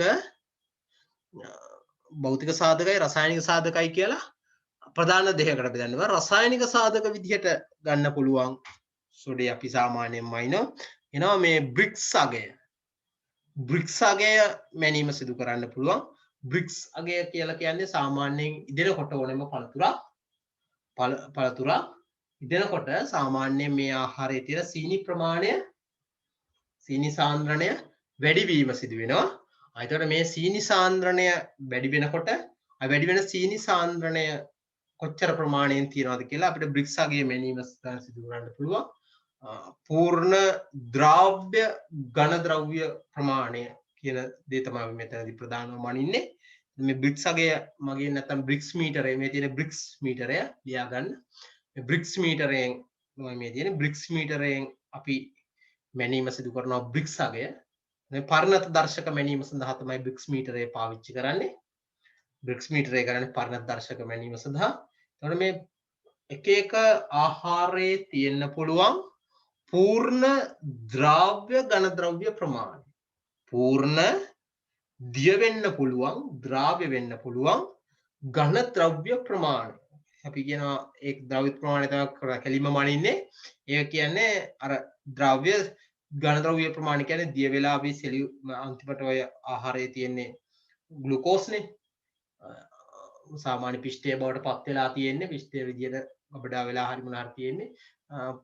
ගෙඩියක් ගත්තා ඇපල් ගෙඩියක ඔය පෘෂ්ඨයේ තියෙන පෘෂ්ඨයේ විදියට තියෙනවා ග්ලුකෝස් වල තමයි තියෙන්නේ. සීනි තමයි තියෙන්නේ. ඉතින් සාමාන්‍යයෙන් මේ කාට කියනවා ආහාරයේ සීනි ප්‍රමාණය කියලා කියන්න පුළුවන්. මේ කියන්නේ අපි මනින්නේ ප්‍රධානම මැනෙන සාධකය තමයි පූර්ණ ද්‍රව්‍ය ඝන ද්‍රව්‍ය ප්‍රමාණය. ඝන ද්‍රව්‍ය නෙමෙයි දිය වෙන්න පුළුවන් ඝන ද්‍රව්‍ය ප්‍රමාණය. අපි කරන වැඩේ තමයි ආහාරයක් අරගෙන පොඩි ප්‍රමාණයක් අරගෙන ඒක හොඳට තලලා ඉවරලා ජූස් එක වගේ අරගෙන ඉවරලා ඒක අඹරලා ඉවරලා අපි සාමාන්‍යයෙන් ආහාරය අඹ පොත්තක් ගත්තා ඌරලා අරගෙන හොඳට අඹරලා ඉවරලා එකෙන් අර මිරිකලා ඒකේ විෂය ගන්න. එනේ ද්‍රව්‍ය වෙන්න පුළුවන් ප්‍රමාණය. විෂය අරගෙන ඒ විෂය කොච්චර පරිමාවක් තියනවද කියලා හඳුනා ගන්න. මේ බ්‍රික්ස් මීටරේ මේ වීදුරුව තියෙන මේ කදාව මත දාලා ඉවරලා එතනින් බලලා අපිට හඳුනා ගන්න පුළුවන් බ්‍රික්ස් අගය මැනීමෙන් කොච්චර ද්‍රව්‍ය ඝන ද්‍රව්‍ය ප්‍රමාණයක් මේ ආහාරයේ තිබ්බද කියලා හඳුනා ගන්න. ද්‍රව්‍ය ඝන ද්‍රව්‍ය ප්‍රමාණයක් තිබ්බද කියලා හඳුනා ගන්න. අන්න ඒ ආහාරයේ තිබ්බ පූර්ණ ද්‍රව්‍ය ඝන ද්‍රව්‍ය ප්‍රමාණය මැන ගැනීම සඳහා ඔලියා ගන්න තුන පූර්ණ ද්‍රව්‍ය ඝන ද්‍රව්‍ය ප්‍රමාණය මැන ගැනීම සඳහා බ්‍රික්ස් මීටරය පාවිච්චි කරනවා. කෙම් බ්‍රික්ස් අගයක් තියෙනවා. එක එක ආහාර වලට තියෙන බ්‍රික්ස් අග ප්‍රමාණය දෙනවා. ඒ කියන්නේ ද්‍රව්‍ය ඝන ද්‍රව්‍ය ප්‍රමාණය ඉදෙන් වැඩි වෙනවා. එතකොට යම් අවස්ථාවක තමයි ඔක අර අන්තිමටම සාමාන්‍ය ඉදිරිය වැඩි වුණාන් පස්සේ ජොල් එබෙන සයිස් එකේ ආවන් පස්සේ පූර්ණ ධන ද්‍රව්‍ය ප්‍රමාණය උපරිමයට ගිහිලා තියෙනවා. පූර්ණ ධන ද්‍රව්‍ය වැඩිම වෙලා තියෙන. ඒතර පූර්ණ ඝන ද්‍රව්‍ය උපරිමයෙන් තියෙනකොට අපි අසවන්නේලා නැහැ. ඒතර අපි ඒ ඉදෙනකොට ක්‍රමානුකූලව ඉදෙනකොට යම් බ්‍රික්ස් අගයක් ආපුවාම ඒ කියන්නේ පූර්ණ ධන ද්‍රව්‍ය ප්‍රමාණය ද්‍රව්‍ය ඝන ද්‍රව්‍ය ප්‍රමාණය ක්‍රමානුකූලව දිය වේගෙන එනකොට යම් අගයක් අවස්ථාවේ තමයි අසවන්නේලා යනවා. එහෙම එක එක භෝග වලට යම් නිශ්චිත බ්‍රික්ස් අග දෙනවා. මේ බ්‍රික්ස් අගය තමයි අසවන්නේලීම සුදුසුම අවස්ථාව. එනිසා අපිට පුළුවන් ඒ බ්‍රික්ස් අගයන් වලට ඇවිල්ලා තියෙනවද කියලා ඒ එක එක භෝග නිශ්චිත භෝග වල අපි වෙන වෙනම ඉගෙන ගන්න මේ භෝගෙ බ්‍රික්ස් අගය මෙච්චරක් තියෙනවනේ මේ භෝගෙ මෙච්චරක් තියෙනවනේ තක්කල් වල මෙච්චරක් තියෙනවා එළවලු වල මෙහෙම තියෙනවා පළතුරු වල මෙහෙම තියෙනවා කියලා බ්‍රික්ස් අගයන් වෙන වෙනම ගණන් ගන්නකොට අර බ්‍රික්ස් එක chart එකක් ඕනේ එහෙම ගන්න පුළුවන් පටන් කරන්න අවශ්‍යතාවයක් නැහැ. ඒ බ්‍රික්ස් අගයට ආවට පස්සේ යන්න අපිට අවසන් වෙන්නේ පූර්ණ ද්‍රව්‍ය ඝන ද්‍රව්‍ය ප්‍රමාණය තමයි මම. දිය වෙන ද්‍රව්‍ය ඝන ද්‍රව්‍ය ප්‍රමාණය මෙච්චර ප්‍රමාණයකදී අස්වන නෙලීම සිදු කරන්න ඕන. අන්න එහෙම මට්ටමට ඇවිල්ලාද කියලා අපිට හඳුනා ගන්න පුළුවන් මේක ඉදිලා වැඩිද ඉදිලා අඩුද නියමිත මට්ටමේද තියෙන්නේ කියලා අපිට සාම්පල් එකක් විදිහට චෙක් කරලා බලලා බලලා ඉවරලා ඒ ගොඩේ අස්වන ගන්න පුළුවන්. නැත්නම් අර ශ්‍රේණිගත කරනකොට වෙන් කරන්න පුළුවන් ඒ ප්‍රමාණයේ තියෙන කට්ටිය මේ ගොට්ට වැටෙනවා කියන නිෂ්පාදනය. ඒ රසායනිකව මනින්න පුළුවන්. ඒ වගේම ආහාරයේ තියෙන ආම්ලික ගතිය pH අගය මනින්න පුළුවන්. සාමාන්‍යයෙන් ඇඹුල් ගෙඩියක් ගැට කාලේදී ඇඹුල්. ඒ කියන්නේ pH අගය වැඩි. ඇඹුල් කියන්නේ ආම්ලිකයි. ඇඹුල් සහිත ආහාර කියන්නේ ආම්ලික ආහාර. ඒ කියන්නේ pH අගය අඩුයි. ආම්ලික ආහාර සාමාන්‍යයෙන් ඉදෙනකොට ආම්ලික බව අඩු වෙනවා. ආම්ලික බව අඩු වෙනවා කියලා කියන්නේ pH අගය වැඩි වෙනවා. ආම්ලික බව අඩු වෙනවා කියලා කියන්නේ pH අගය වැඩි වෙනවා. අම්ල කියන්නේ pH අගය අඩුයි කියන එක. අම්ල වල pH අගය අඩුයිනේ. ආම්ලික බව වැඩි කියන්නේ pH අගය අඩුයි. ආම්ලික බව අඩු වෙනවා කියලා කියන්නේ pH අගය වැඩි වෙනවා. අන්න අපි අම්ල ප්‍රමාණය නැත්තම් අම්ල ප්‍රමාණය හඳුනගන්නේ pH අගය මගින්. අර pH අගය මෙනලා pH මීටර පාවිච්චි කරලා pH අගය මෙනලා එක එක ආහාරවල අර ආම්ලික බව අඩු වෙන ප්‍රමාණ හරියට හඳුනගෙන ආම්ලික ප්‍රමාණ අඩු වෙන ප්‍රමාණ හඳුනගෙන ඒ ආශ්‍රයෙන් අපිට පුළුවන් අන්න ඒ ආශ්‍රයෙන් පුළුවන් අම්ල ප්‍රමාණය මෙනලා pH අගය ආශ්‍රයෙන් උත් අර හරියට මිදිච්ච ප්‍රමාණය නැත්තම් පරණ දර්ශකය අසරණ නෙලන්න ඕන අවස්ථාව හඳුනගන්න.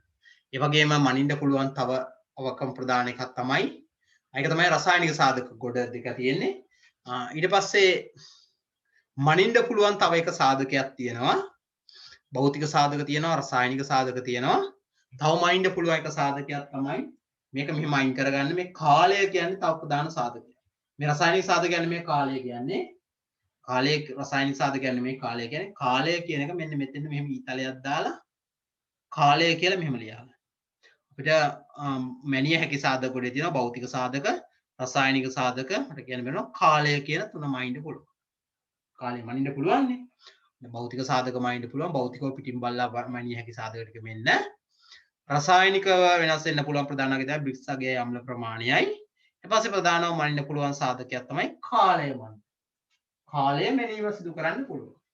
කාලය විදියට අපි මනින්නේ පුෂ්පය පිපුණු දින සිට කාලය මැනීම සිදු කරන්න පුළුවන්. පුෂ්ප පිපිලා මෙච්චර කාලයකින් ගෙඩි හරියට මිදෙනවා කියලා කියන්න පුළුවන්. පළ හටගත් දිනේ ඉඳන් මෙච්චර දවසකින් හරියටම ඉදෙනවා කියලා කියන්න පුළුවන්. සාමාන්‍යයෙන් උදාහරණයක් පල්ලෙහා දීලා තියෙනවා. ඇඹුල් කෙහෙල් වල පළවෙනි ඇවරිය හටගත් දින සිට සති ගණන් කිරීමෙන් දේශීය වෙළඳ පොළට යනවා නම් අපි සති 13න් අස්වරණ වෙනන්න පුළුවන්. විදේශීය වෙළඳ පොළට යනවා නම් සති 12න් අස්වරණ වෙනන්න පුළුවන්. ආන්ගේ විදිහට හරියට පැහෙන්න මෙච්චර දවසක් යනවා. අවරිය ආපු දවස් දැන් මෙච්චර දවසක් යනවා කියලා සඳහන් අඳුරගෙන කැලෙන්ඩරේ ලකුණු කරනවා හරියටම මෝරපු දවසේ. එතන ඉඳන් සති 12 13ක් ඉස්සරහට ලකුණු කරලා දවසක් හොයාගෙන අපිට කරන්න පුළුවන් ඒ දවස ඒ දිනය අර අපි කියමු කෙහෙල් කැනක් කියලා. කෙහෙල් කැනේ ටැග් එකක් විදියට ගහලා ටැග් එකක් එල්ලලා ඒ ටැග් එක ගහලා තියෙනවා සොන්ලන සුදුසු දිනේ. බෑන්ඩ් එකක් දාලා ටැග් එකෙන් එල්ලලා තියෙන මෙච්චර දවස්. අන්නේ දවසේ අන්න දවස් ගන්න හරියට ගිහලා තියෙනවා මෙන්න මේ දවසේ මේකේ අස්වැන්න නෙලන්න පුළුවන්. එතකොට අපිට ලඟ වෙනකොට ඒ කාඩ් එක දිහා බලපුවම අන්න අඳුර ගන්න පුළුවන් මේකේ අස්වැන්න නෙලන්න තියෙන මේකේ පළවෙනි අවරිය තියෙන මෙච්චර මේ දවසේ එදා ඉඳන් හරියටම දවස් 12කින් මෙන්න මේ දවසේ මේකේ අස්වැන්න නෙලීම සිදු කරන්න පුළුවන්. එතකොට ඒ දවස් ආසන්නයේ දවස් තියෙන අස්වැන්න ප්‍රමාණය බලනවා මොකක් හරි අන්න දැන් එහෙම දවස් දාලා තිබ්බ කියමුකෝ. එතකොට මේ ශේෂ්ත්‍රයට ගියාන් පස්සේ ඒකේ තියෙන කෙහෙල් කැන් ටික බලලා ඉවර වෙලා ඒක හැකේල් කැන් වල දවස් ආශ්‍රයෙන් නෝට් ටිකක් තබාගෙන ගියොත් එහෙම කොච්චර ප්‍රමාණයක් මේ දවස්වල අස්වැන්න නෙලෙනවද කියලා අපිට එස්ටිමේට් කරන්න පුළුවන් කිලෝ මෙච්චර ප්‍රමාණයක් නැත්නම් කැන් මෙච්චර ප්‍රමාණයක් එනවා. මෙදාට කැන් 100ක් කපන්න තියෙනවා. ආන් එහෙම මෙච්චර ප්‍රමාණය. එතකොට අපිට කලින් ප්ලෑන් කරන්න පුළුවන් මේ දවස්වල මට කැන් 100ක් කපන්න තියෙනවා. මේ 100ක් විකුණ ගන්න මම කට්ටිය හොයා ගන්න ඕන කියලා. අනේ 100 විකුණ ගන්න කට්ටිය හොයන්න ප්ලෑන් කරන්න. එතකොට පසුවස්සන හානිය අවම කරන්න, හල්තියා සැලසුම් කරන්න පවා හැකියාව ලැබෙනවා මෙන්න මේ කාලය මැනීම කියන ක්‍රියාව. තේරෙනවද? කාලය මැනීම. ඒ නිසා අපි මැනිය හැකි සාධක ගොඩේ තියෙනවා භෞතික සාධක මනිනවා, රසායනික සාධක මනිනවා, ඒ වගේම කාලය මනිනවා. මම මෙන්න මේක ඉවත් කරලා කාලය කියන එක මෙන්න මෙතන පල්ලෙහාට ගන්න. තක් කරලා එක් කරන්න ත්‍රිකෝණය වගේ ඊතලයක් හිසක් දාලා කාලය කියන්නේ ප්‍රධාන සාධකයක් විදියට. පුෂ්ප පිපුණු දවසේ ඉඳන් දින ගණනලා කාලය තීරණය කරන්න පුළුවන්. ඵලයට ගත් දවසේ ඉඳන් දින ගණනලා කාලය තීරණය කරන්න පුළුවන්. අන්න එකකින් හදලා හරිම පරිණතය වෙන දවස, નિયમિતව අස්වැන්න නෙලන්න ඕන දවස අපිට හඳුනා ගන්න පුළුවන්. ඒවා අපි සාමාන්‍යයෙන් කියනවා භෝග අස්වැන්න වල පරිණත දර්ශකය කියලා. નિયમિત අවස්ථාව ඒ භෝගවල පරිණත දර්ශකය. මේ විදියට හඳුනා ගන්න දවස් තියෙනවනේ දේශීය වෙළඳපොළට ඇඹුල් කෙහෙල් වල දේශීය වෙළඳපොළ සති 13යි කියන්නේ ඒ භෝගයේ තියෙන පරිණත දර්ශක. එක් භෝගවල අස්වැන්න නෙලීම සඳහා සුදුසුම අවස්ථාවට අපි කියනවා පරිණත දර්ශක. අස්වැන්න නෙලිය යුතු નિયમિત පරිණතිය හඳුනා ගැනීමට දා ගන්නා දර්ශක පරිණත දර්ශක නම්. નિયમિતව හඳුනා ගන්න දර්ශකය පරිණත දර්ශකය නම්. යම් ඇස්සන්නක් හා සම්බන්ධ පරිණත දර්ශකයක් යනු එම අස්වැන්න නෙලා ගැනීම සඳහා අස්වැන්න පරිවර්තන පැමිණ ඇද්ද නැද්ද තීරණය දා ගන්නා මිනුම් හෝ මිනුම් කිහිපයක එකතුව. මිනුමක් හෝ මිනුම් කිහිපයක එකතුව. බී වල පසුවසන ක්‍රියාව පරිණත දර්ශක අපි එක එක විදියට මෙන්න. මතක පරිණත වේත් අවස්ථාවල් හඳුනා ගන්න. පුෂ්ප පිපිවෙන දින ගන්න මැනවත් එතන ප්‍රශ්නත මැනීම සිදු කරා. ආන් මේ විදියට මෙන්න ලෙවල් අපි හරියටම අවස්ථාව හඳුනා ගැනීම සිදු. අන්න ඒ වගේ යොදා ගන්නා මිනුම් හෝ මිනුම් කිහිපයක එකතුවකට අපි කියනවා පරිණත දර්ශකය. අන්න මේ කියන ඒවා උපයෝගී කරගෙන નિયમિત අගයන් පරිණත දර්ශක අගයන් තියෙනවා මේ දර්ශක. ඒක තමයි හඳුනා ගන්න ලක්ෂණ තමයි පරිණත දර්ශක කියන්නේ. මේ විදියට දර්ශක හඳුනගෙන අස්වැන්න නෙලීම සිදු කරන්නේ. ඉතින් අපි මේකේ පොදුවේ කතා කරන අපි එළවලු පළතුරු කියන දෙක ගැන පොදුවේ කතා කරන්නේ. ඉතින් අපි එක එළවලුවක් විශේෂණය කරන්නේ නැහැ. එක පළතුරුවක් විශේෂණය කරන්නේ නැහැ. එළවලු පළතුරු ගොඩේම ප්‍රධාන වශයෙන් වෙන ප්‍රධාන දෙයක් තමයි එළවලු පළතුරු කියන සියලුම දේවල් වල සමාන පසු අස්වැන්නු හානි සිදුවන අවස්ථා තමයි විශාල වශයෙන් දකින්න හම්බ වෙන්නේ. ඒ වගේම විශාල වශයෙන් එළවලු වර්ග පළතුරු වර්ග වල පසු අස්වැන්නු හානි සිදු වෙන හින්දා අපිට මේ එළවලුව මේ පළතුරු කියන විශේෂණය කරලා අධ්‍යයනය කරන්න බෑ. ධාන්‍ය වල අපි එකෙන්ද වෙන් කරලා බලලා ප්‍රධානව පාවිච්චි කරන ධාන්‍යයක් විදිහට කල්තබාගත හැකි අස්වැන්නු වල අපි සාමාන්‍යයෙන් දී ගැන කතා කරාට කල්තබාගත නොහැකි අස්වැන්නු වල අපි සාමාන්‍යයෙන් පොදුවේ මේ එළවලු සහ පළතුරු වල පොදුවේ හානි වෙන්න පුළුවන් අවස්ථා මොනවද? පොදුවේ හානිය අවම කර ගැනීම සඳහා සිදු කළ යුතු ක්‍රියාකාරකම් මොනවද? හානිය පසුවසන හානිය අවම කරන්න පුළුවන් ක්‍රමවේද මොනවද කියලා තමයි කතා කරන්නේ. එක්කොටම කලින් බලමු එළවලු හා පළතුරු වල පසුවසන හානි සිදු විය හැකි අවස්ථා ගැන කතා කරනවා. ඕනේ මේක අස්වැන්නු පසුවසන හානි සිදු වෙන්න පුළුවන් ප්‍රධාන අවස්ථා ටිකක් අපිට හඳුනා ගන්න පුළුවන්. අස්වැන්නු නෙලන අවස්ථාවේදී හානි වෙන්න පුළුවන්. තමයි ප්‍රධාන નિયમિત පරිණත අවස්ථාව තෝරගත්තේ නැත්නම් අපි පරිණත දර්ශකයේ තෝරගන්න තමයි මෙච්චර මහන්සි වුණේ මේ දනෝ කතා කරේ පරිණත අවස්ථාව හඳුනාගත්තේ කොහොමද කියලා. ඒක හඳුනාගෙන අස්වැන්නු ඒක හඳුනාගත්තායින් පස්සේ අසනු නෙලීමේදී හානි සිදු වෙන්න පුළුවන්. එන අඹ වගේ එකක් අපි බිමට කැඩුවොත් තැලෙනවා. නියමිත විදියට කැපුවේ නැත්නම් ගෙඩිය භාගයට කැපෙන්න පුළුවන්. ගහේ සමහර වෙලාවට උඩ පැනලා කඩා ගන්න ගියොත් දොඩම් ගෙඩියක් එහෙම ලෙල්ලේ කෑල්ලක් ගහේ තිබිලි ඉවරලා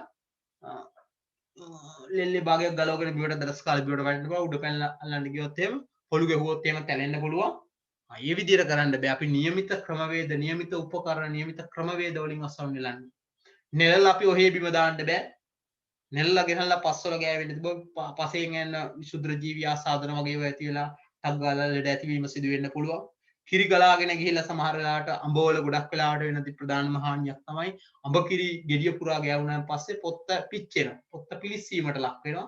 ඒ පිලිස්සෙන තැන් වලින් සුද්ධ ජීවි ආසාදන දීතික ආසාදන ඇති වෙලා ටක් ගාලා නරක වීම සිදු වෙන්න පුළුවන්. අන්න ඒවට හානි නොවන විදිහට අපි අස්සම් නෙලීම සිදු වෙනවා. ගෙඩි තැලෙන්නේ පොඩි වෙන්නේ නැහැ, සීරෙන්නේ කැපෙන්නේ නැති වෙන්න අස්සම් නෙලන්නේ. අන්න ඒ විදිහට ක්‍රමවේද පාවිච්චි කරලා අසරණ නෙලීම සිදු කරන්න. එහෙනම් අපි කියනවා හානි වෙන්න පුළුවන් අවස්ථා කීපයක් ගැන කතා කරනවා. අසරණ නෙලන අවස්ථාවේ හානි සිදු වෙනවා. ඒ නෙලාගත්ත අසරණ එක්රැස් කරන්න ගියාන් පස්සේ කියන්නේ අසරණ නෙලලා අපි බිම කොහේ හරි කූඩේ හරි එකතු කරන්න වෙනවනේ. අසරණ එක්රැස් කිරීමේදී හානි වෙනවා. ඒවා පිරිසිදු කරනකොට හානි වෙනවා. අසුරල අසනු ඇසිරීමේදී අසරණ ශේනිගත කිරීමේදී හානි වෙනවා. ගබඩා කිරීමේදී හානි වෙනවා. ප්‍රවාහනය කරනකොට හානි වෙනවා. ඊට පස්සේ ප්‍රවාහනය කරලා කොහරි වෙළඳ සැලක යන්න මොනම හරි කරන්න ඒකේ වෙනම ඇසුරුම් කරනවානේ. සැකසීම් කරනවා, ඇසුරුම් කරනවා, නැත්නම් මොන හරි සකසනවා, නිෂ්පාදනයක් හදනවා කිය. ඒ වගේ වේදී ඇසුරුම් වෙනවා. අලෙවි කරන්න වෙළඳ පොලේ තියලා තියෙනකොට හානි සිදු වෙනවා. අසරණ නෙලන අවස්ථාවේ ඉඳන් පාරිභෝගිකය අතර පත්තන අවස්ථාව දක්වා පසුසන හානිය කියලා කියන්නේ අසරණ නෙලන අවස්ථාවේ ඉඳන් පාරිභෝගිකය අතර පත්තන අවස්ථාව දක්වා ඒ දාමිය තුල හානි වෙන්න පුළුවන් අවස්ථා. ඉතින් අපි එළවලු පළතුරු වල ප්‍රධාන වශයෙන් පොදුවේ හැම එළවලුවකම පළතුරකම ජල ප්‍රතිශතය ගොඩක් වැඩි. හැම එකම ගොඩක් වෙලාවට හානි සිදු වෙන එකම දේ ගොඩක් වෙලාවට තැලෙනවා, පොඩි වෙනවා. අර හානි වෙන ප්‍රමාණය එකම ක්‍රමවේද ටිකක් කරා සිදු වෙන හින්දා අපි පොදුවේ සියලුම දේවල් ගැන ප්‍රධානව පොදුවේ කතා කරනවා. අසරණ නෙලනකොට, රැස් කරනකොට, පිරිසිදු කරනකොට, ඇසුරනකොට, ගබඩා කරනකොට, ප්‍රවාහනය කරනකොට, ආයේ වෙළඳසැල් වල අසුරලා තියෙනකොට සහ අලෙවි කරනකොට ප්‍රධාන වශයෙන් හානි වීම සිදු වෙනවා. එතකොට මේ හානි වීම සිදු වෙනවට උදාහරණ කීපයක් විදිහට අපි පොඩියට මොන වගේ අවස්ථාවලද හානි සිදු වෙන්නේ කියලා පුදුම කතා කරනවා. අසරණ නෙලීමේදී හානි සිදු වෙනවා. නියමිත පරිණත අවස්ථාවේ එළවලු පළතුරු අසරණ නෙලීම ඉතාම වැදගත්. ඒක තමයි ප්‍රධානම වැදගත්. නියමිත පරිණත අවස්ථාව හඳුන ගන්න. පරිණත අවස්ථාවේ අසරණ නෙළුව ගොඩක් වෙලා අපතේ යනවා. අසන්න බිමට කැඩීම, බිමට එකතු කිරීම නිසා හානි සිදු වෙනවා. බිමට කඩලෙවල බිම හෝ බිමට එකතු කිරීමෙන් හානි වෙනවා. තැලීම් සීරීම් වැනි හානි නිසා මතු පිට හා අභ්‍යන්තර හානි සිදු වෙන්න පුළුවන්.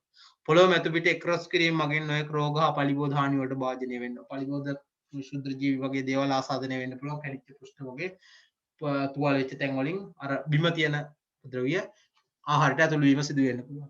අස්වනු ශාකයෙන් වෙන් කර ගැනීමේ සෑම විට වෙනසක් සුසු උපකරණ භාවිතා නොකර අතින් කඩා ගැනීමේදී යාමේදී බොහෝ විට ශාකයට හා අස්වැන්නට යන දෙකටම හානි සිදු වෙනවා. ගහේ කොටස එක්ක ගහේ කොටසක් එක්ක අත්ේ භාගිකුත් එක්ක ගෙඩිය කඩාගෙන බිමට වැටෙනවා. එහෙම නැත්නම් ගෙඩිය කොටසක් ගිහලා ගහේ තියෙද්දි ගෙඩිය කඩලා අතර එනවා. දොඩම් ගෙඩි වල එහෙම ලෙල්ලේ කෑල්ලක් ගහේ තියෙද්දි ගෙඩිය අතර එනවා. නිසා අපිට ගෙඩිය තියා ගන්නත් බෑ, විකුණ ගන්නත් බෑ.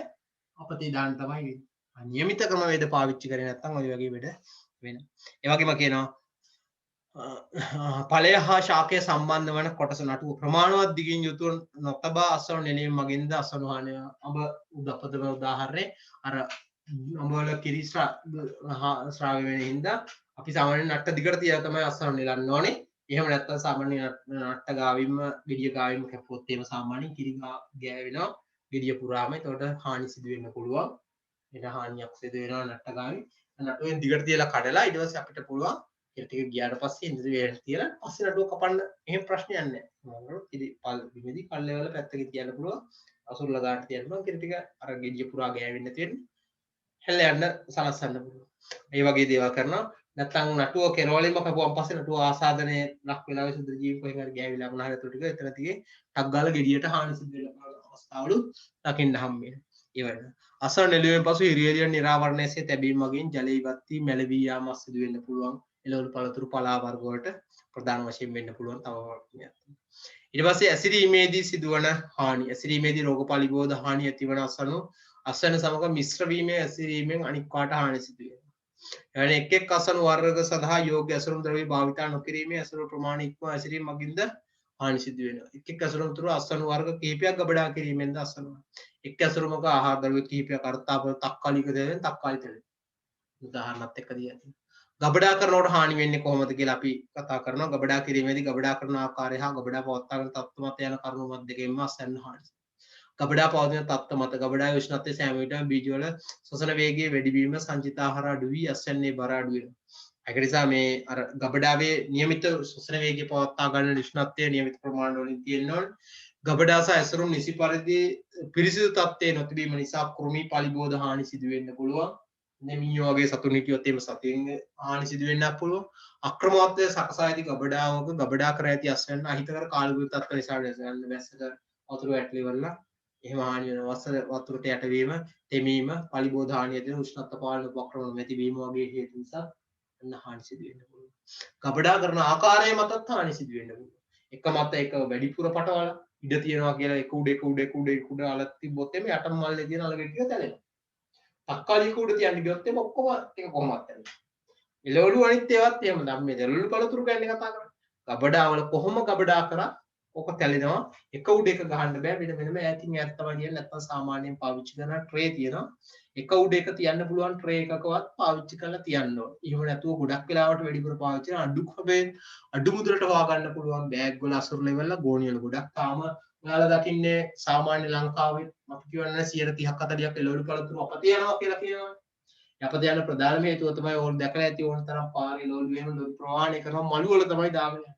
ඒ මළු වල නැගලා මළු වල පුරවලා පටවල පුළුවන් තරම් මළු උඩට ගහලා ඒක උඩ අර මළු පිටිපස්සෙන් වැටෙනවද කියලා හඳුනා ගන්න එකෙක් දෙන්නෙක් ඒක උඩට නැගලා යනවා.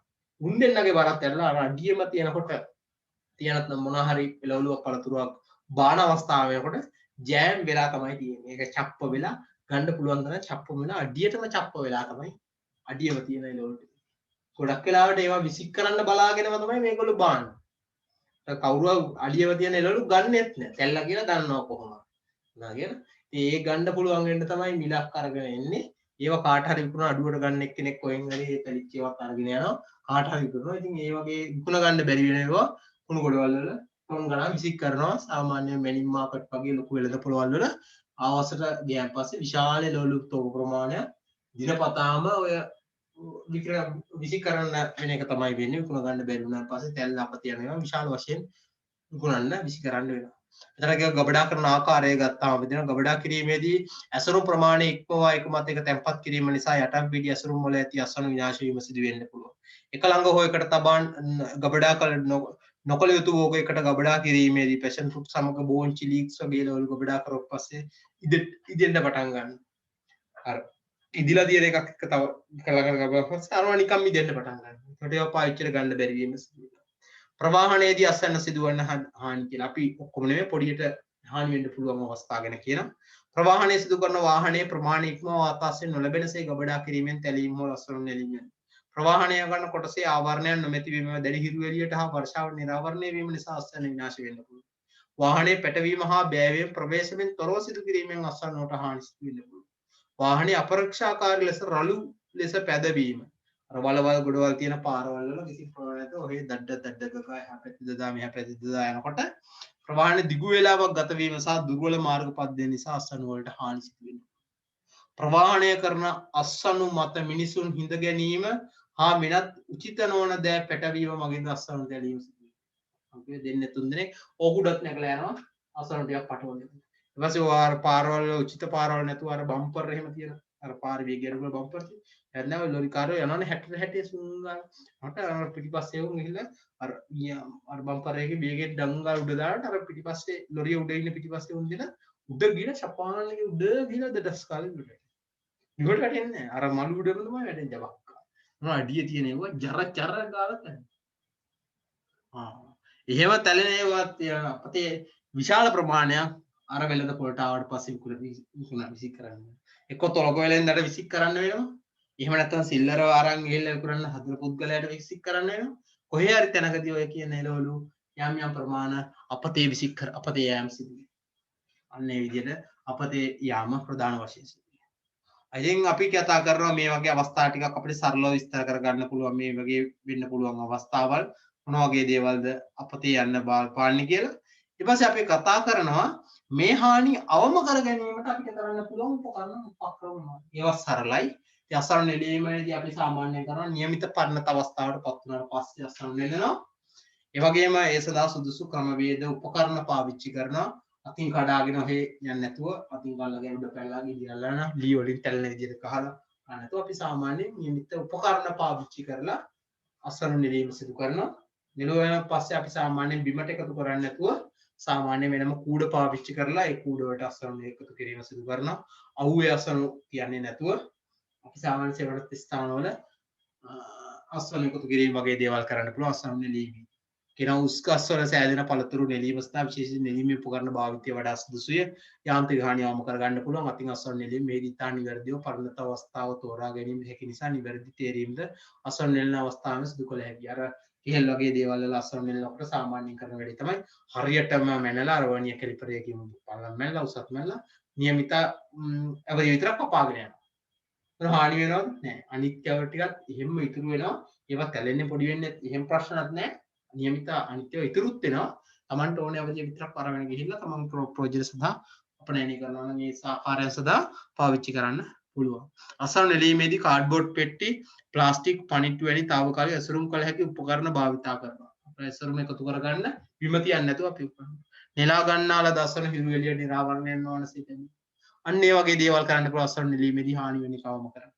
අසරණ පිරිසිදු කිරීම අසරණ තේරීම ශ්‍රේණිගත කිරීම වගේ අසරණ හානිය අවම කර ගැනීම සඳහා කරන්න පුළුවන්. අසරණ නෙලනගත් පසු ඒවා ඇති අපදරුව ඉවත් කර පිරිසිදු කිරීමෙන් අසරණයේ ගුණාත්මක භාවය වැඩි කර ගන්න පුළුවන්. එළවලු පළතුරු හා අල වර්ග මත පස්සා විනත් ආගන්තුක ද්‍රව්‍ය තිබිය හැකි ඒවා ඉවත් කළ යුතුය. පෙපොල් ලඹ වැනි පළතුරු වල වැළඳෙන ඇන්තර්කම ඔස්සන් නටුවාග කුණු වීමේ රෝග පාලනය කිරීම සඳහා උණු ජල ප්‍රතිකාරක වගේ දේවල් කරන්න පුළුවන්. අසරණ නෙලීම සිදු වෙලා ඉවරලා පිරිසිදු කරන අවස්ථාවේ අසරණ નિયમિત බර හැඩය පැහැය හා වයනය වෙනස් වීම අනුව බර වර්ක් කරගන්න පුළුවන්. තේරීම කරලා ශ්‍රේණිගත කරනවා. ඉදිච්ච ඒවා වෙනම තියෙනවා, ගැට ටික වෙනම තියෙනවා, පොඩි ගෙඩි වෙනම තියෙනවා, ලොකු ගෙඩි වෙනම තියෙනවා. එහෙම ශ්‍රේණිගත කරපුවාන් පස්සේ ඒවට වෙන විදම මිලක් තීරණය කරන්නත් පුළුවන්. ඒ වගේම එක එක ගෙඩි වලට වෙන වෙනම මිලක් තීරණය කරන්නත් පුළුවන්. ඒ කියන්නේ ගෙඩි වල ප්‍රමාණය නිසා මිලක් තීරණය කරන්නත් පුළුවන්. ඒවා ප්‍රවාහනය කරනකොටත් ලොකු ගෙඩි වෙනම ඇසුරුම් කරලා ප්‍රවාහනය කරන්න පුළුවන්. පොඩි ගෙඩි වෙනම ඇසිරීම සිදු කරලා ප්‍රවාහනය කරන්න පුළුවන්. ඒ වගේ වාසි අපිට හම්බ වෙනවා. ඒක නිසා අපිට පුළුවන් ඒකට මිලක් තීරණය කරලා පස්සේ ඒතර අපතේ යන ප්‍රමාණවම වෙනවා. අවශ්‍ය පුද්ගලයෝ අවශ්‍ය ප්‍රමාණයේ ගෙඩි ගන්නවා. ඉදලා තියෙනවා නියමිත ප්‍රමාණය තියෙනවා. අන්න නියමිත ප්‍රමාණය පරිණත වෙලා අපි අසරණ නැහැ. ඒතර පොඩි ඉදිච්ච ගෙඩි ඕන කට්ටිය පොඩි ගෙඩි ගන්නවා. ලොකු ඕනේවා ලොකෙදි. දැන් අර්ථාපල් කඩේ දරන ලොකු ගෙඩි. එනම් පොඩි ඒවා සාමාන්‍ය ඒවා තෝරලා ගන්න පුළුවන් වෙන විදිහට අවශ්‍ය පුද්ගලයාට අවශ්‍ය විදිහට ගන්න වෙන් කරලා තියන්න පුළුවන්. ඒතර අපතේ යන ප්‍රමාණ අවම කර ගැනීමේ හැකියාව ලැබෙනවා. රෝග හා පලිබෝධ හානි සිදු අසනු ඉවත් කිරීම. සාමාන්‍යයෙන් රෝග පලිබෝධ වෙලා තියෙන ඒවා තියෙනවා. ඒවා ඉවත් කිරීම සිදු කරන්න පුළුවන්. ඒකෙන් අනිත් ඒවට රෝගාසද නැතිවීම වළක්වා ගන්න පුළුවන්. ඒවෙන් අරක් වීම කියන එක පාලනය කරගන්න පුළුවන්. අක්‍රමවත්ව ගබඩා කිරීම නවත්තලා ක්‍රමවත්ව ගබඩා කිරීම සිදු කරන්න පුළුවන්. එළවලු හා පළතුරු නිසි ආකාරව ගබඩා නොකිරීමෙන් හෝ බෝගස්සන්නේ සැලකිය යුතු ප්‍රමාණයක් අපතේ යාම සිදුවේ. එළවලු පළතුරු වැඩි ආර්ථාවයක් සහ අඩු උෂ්ණත්වයක් යටතේ වැඩි කාලයක් ගබඩා කර තබාගත හැකියි. මනා වාතාශ්‍රය ලැබෙනසේ ඉඩකඩ සහිතව ඒවා ගබඩා කර තැබීම සුදුසුය. අඩු උෂ්ණත්ව වගේ දේවල් ගබඩා කිරීම සඳහා භාවිතා කරන්න පුළුවන්. කෘෂි නිෂ්පාදනවල තත්ත්ව ආරක්ෂා කිරීම සාර්ථකම ක්‍රමය අඩු උෂ්ණත්වයේ ගබඩා කිරීම. රසය හා වයනය ආරක්ෂා කරගන්න හොඳම දේ තමයි කෘෂි නිෂ්පාදන වලට නම් අඩු උෂ්ණත්වයේ ගබඩා කරන එක. ජලය ඉවත් වීම අඩුයි, පසුඅසවන රෝග පැතිරීම වගේ දේවල් අඩු වෙනවා. එතිලීන් මගින් අසන වලට කරන හානි අඩු වෙනවා. ඉදීම පාලනය වීම සිදු වෙනවා. පසුඅසවන රෝග පැතිරීම අඩු වෙනවා. ජලය ඉවත් වීම අඩු වෙනවා. මේ ඔක්කොම වාසි ලැබෙනවා. මෙන්න මේ අඩු උෂ්ණත්ව වල ගබඩා කිරීම කියන එක හරහා. ඊට පස්සේ කියන ඉහළ ශ්වසන වේගය සහිත එළවලු හා පළතුරු ශීත දාම තුළ නිසි ලෙස හැසිරීමෙන් පසුඅසවන හානි අවම කරගන්න පුළුවන් කියලා.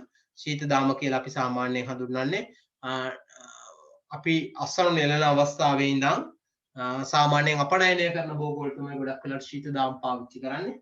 අර ශේෂ තාපේ ඉවත් කරලා ඉවර වෙලා નિયમિત විදිහට අපනයනය වෙළඳ පොළ ලැබෙනකම්ම ඒකාකාරව ශීතාගාරවල නියමිත උෂ්ණත්ව සහ පරාස පවත්වාගෙන ආර්තාවයන් පවත්වාගෙන ගබඩා කිරීම සිදු කරන අස්වනු ලැබෙන අවස්ථාවේ ඉඳන් එහෙම වුණාන් පස්සේ අපිට වෙන ප්‍රධානම දේ තමයි අපතේ යාම් ප්‍රධාන වශයෙන් පාලනය කරගන්න. ශීත දාම හරහා තමයි ප්‍රධාන වශයෙන්ම ආහාර අපිට කරන්නේ.